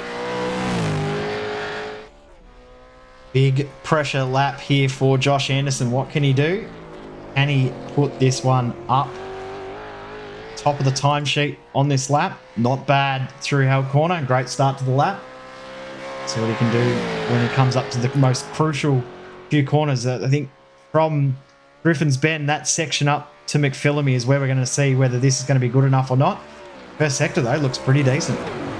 22.469 for me, which means it's basically within touching distance of what Brody Kostecki was able to do earlier on. Up to the wall on approach to the cutting here. Goes for a moderate entry, but gets it tucked in nicely there through the apex of the cutting proper. This looks like it's going to be a good sector 2 as well. Very good. 24.234, only bested by James Scott so far in the session, and pulls a 10.5 on your provisional pole sitter. This is looking nice here at this point, but still barely halfway into this lap as we come to the top of the mountain. This next one will be telling as well as we come to McPhillamy Park. 18.127 pulls another 10th of a second on your provisional pole sitter. All looking purple here for Anderson as he comes down the mountain. Yeah, this is looking really good. Oh, in saying that, right on cue, makes a little error, loses a couple of tenths because he did have to readjust the steering coming out of the dipper. And I think that was a little sluggish. It was fast, but I think that looked a little sluggish through the elbow there. It was a little bit, yeah. Curious to see, is this car also one of the cars geared up to be well across the top of the mountain at the expense of a bit of straight line speed? Up past 280 kph. Just going to brush 290 through the kink here, so a couple of kilometers an hour down, but only half a tenth loss down Conrod Straight. So despite looking sluggish, Jay, that's done quite nicely off the elbow there for Anderson. I think he's still on track for the pole position here, but it's going to be close. Going to be very, very close. 1 corner to go for Josh Anderson. What can he do through Murray's corner? That looks good. Turn. Oh, and look at the slide too. Absolutely perfect. Oh, never mind close. He absolutely blitzes the ball. What Puts a lap. 3 tenths on the field at 2:03.616. Your new provisional pole time with just 1 driver left to see if he can top it here. He's absolutely smashed the times there through the final sector. Pulls another 10.5 alone out of the chase and through Murray's corner on top of the gains he made across the top there, Jay. Now, early on in the session, you asked me to predict the time for pole. You're on track. I'm on track at the moment, but if anyone has a chance to absolutely blitz that time, it is the man who has been the pace setter all week. Andrew Gilliam, fastest in pre-qualifying night 2, fastest in pre-qualifying night 3, fastest in qualifying. Now he's just got the shootout to do. This is the biggest lap of his sim racing career. Yep, he's been putting on some absolutely blinding qualifying times, pre-qualifying times as well. When it comes to 1 lap pace of recent history, few people can match Andrew Gilliam when it comes to consistently getting the most out of these cars, at least as far as my memory stretches. A little bit faster than some of our previous runs here into Murray's corner, but not by much as he slows it down nice and gentle to start this, the final shootout lap here. The mountain. What can Andrew Gilliam do? Good start to the lap. Rear, I think. Oh, I thought that would look all right. We'll see. Definitely ended up being good, yeah. Bit a read of it just up the hill, but looks okay so far. Race Control has also advised that they're investigating drivers escaping in the pit lane after they had started their flying or attempted to leave the pit lane. So a couple of drivers are under investigation, and we could see times removed post-race. We won't talk about who they are. We did talk earlier about the 89 being under investigation. There are now 2 more cars under investigation for the same thing. This 201 machine, it's rotating a bit more through the corners here, Jay, and as a result goes just a little bit quicker than Josh Anderson through the second sector and gets back some of the time it lost through the first sector. So it's pretty much a drag race between the number 1 and the 201 to this point. What has Gilliam got across the top, up on the curb? McPhillamy is looking pretty good now and goes another 10th faster. This car's coming together quite nicely here down the hill. Can he get it through the dipper? It turns in, tries to resist with the dip. It's 11.3. He picks up a couple more hundredths. It's all looking purple now. The run through the elbow, looking nice and tidy here, Jay, and a good run up against the exit wall. Absolutely not much perfect. left in this lap. No, he's on the limit with nothing left. Right on that 100% threshold. What's the top speed?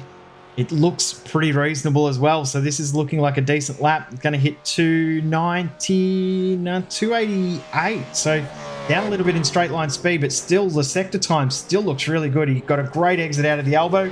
1 corner to go to be a hero, or this lap means 0. It's going to be very close, though. Lost a couple hundredths there. It's all about the final turn. And if he can match Anderson through this part of the track, round the final corner comes Andrew Gilliam. It's going to be a 2:03.558. He will do it and put the 201 on pole for the Virtual Racing School V8SCOPS Bathurst 1000, but only by half a tenth. That was close, and it went all the way around the 6.213 kilometre lap. But he has done it and put that car right up where its qualifying pace as suggested all Endurance Cup season long. If ever there's been someone that deserved the pole position in the Bathurst 1000, I would say it's Andrew Gilliam. He's been there, right knocking on the door for so long. And to finally take one, that is a brilliant lap. Well done to Andrew Gilliam. I'm sure he's got the biggest smile on his face ever. He will be so happy right now. He and Mike Taliancic will start the race tomorrow from pole position. What a place to start. Yes, indeed. Hopefully we'll get a chance to talk to Andrew before we wrap things up this evening about how that felt for him there. Just hearing in game as well, Race Control confirming to all the drivers still in the server that there are going to be drivers, or investigations into those drivers who escaped from their pit box, well, from the pit lane, pardon me, when they went to start their laps. So let's walk you through the top 15 as it currently stands, although it is very much provisional at this point in time. The 201 Pursuit Sim Racing will, though, be the car on pole to the best of our knowledge. No issues there with them. Number 1 Trans-Tasman car only half a tenth back. They currently sit on the front row in that number 1 machine to start off tomorrow's race. The Sim Black 62, Brody Kostecki doing an excellent job to get that car up and holding it up near the top of the timing charts, despite going out about halfway into the session. That car will start the race on P3 tomorrow morning. The Boost Mobile Racing, Synergy Sim Racing 94 machine of Phil Sell and Scott, currently lining up out of P4 for this one tomorrow morning. And then the Synergy, the Simrigs DPR 99 machine, Dylan O'Shea getting that car to P5 at this stage in the session. Corey Shepherd a little bit further on back there in P6 with the 718 Racing entry. Then it was Ethan Grigault getting the ERT 117 car to P7. And then Jake Maloney there in the Trans-Tasman 29 in P8. Brady Myers, unfortunately, a little bit further on back there in P9 with the TTR 22. Dylan Rudd rounds out the top 10 in the 9.5 SimSport 951. Your final 5 cars there in the shootout. Brenton Hobson in the 88 for SSR Smith & Sons. Adam Briggs in the 143 SSR WPC. Hayden Veld in the 888 SSR WPC. Damien Johnson in the 033 SSR WPC. And Wayne Burke in the number 89 SSR Smith & Sons to round out our 15 cars here in the shootout. Back-to-back pole positions for that car, the 201. Of course, Andrew and Griffin Gardner started on pole last year in the 1000. So back-to-back pole positions for Andrew Gilliam. It is indeed. And, well, at this stage, waiting to see if we'll actually get a chance to chat to Andrew. But at this stage, no sign just yet. And actually confirming that Gilliam was the man who also put the car on pole last year in the shootout as well. So what we'll do here is bring things to a close for this evening. It's been a long day, night, 6.5 hours of broadcast coverage. Well, call it 6 hours with a short intermission in between qualifying and the V8s earlier on this afternoon. But we hope you've enjoyed all the action here from the mountain, and that was just the warm-up to get things ready for tomorrow at midday. 161 laps, 1,000 kilometers, 100 drivers across 50 cars, still yet to show us what they can do in the ultimate test of man and virtual machine here at Mount Panorama. Thank you all for joining us for this support series coverage and qualifying in the top 15 shootout here for the Virtual Racing School V8SCOPS Bathurst 1000. My name is Daniel Yeaman. On behalf of myself and Jay Kennedy here at SimSpeed TV, we hope you've enjoyed the coverage. We'll be back live at 11 a.m. Australian Eastern Standard Time to walk you through the grid and our driver pairings for this one tomorrow before we take the green flag 12 p.m. And until then, thank you all for watching. Stay safe and stay well, and we'll see you for the next one. This is your chance to get behind the wheel. The opportunity to race just like the pros. From the grassroots levels, where we all got our start, to the most popular race cars on the planet. From the fairgrounds of Nashville to the high banks of Daytona, to tracks that will never be forgotten. Realistic driving, intense competition, all from the comfort of your own home. This is the ultimate motorsports simulation. This is iRacing.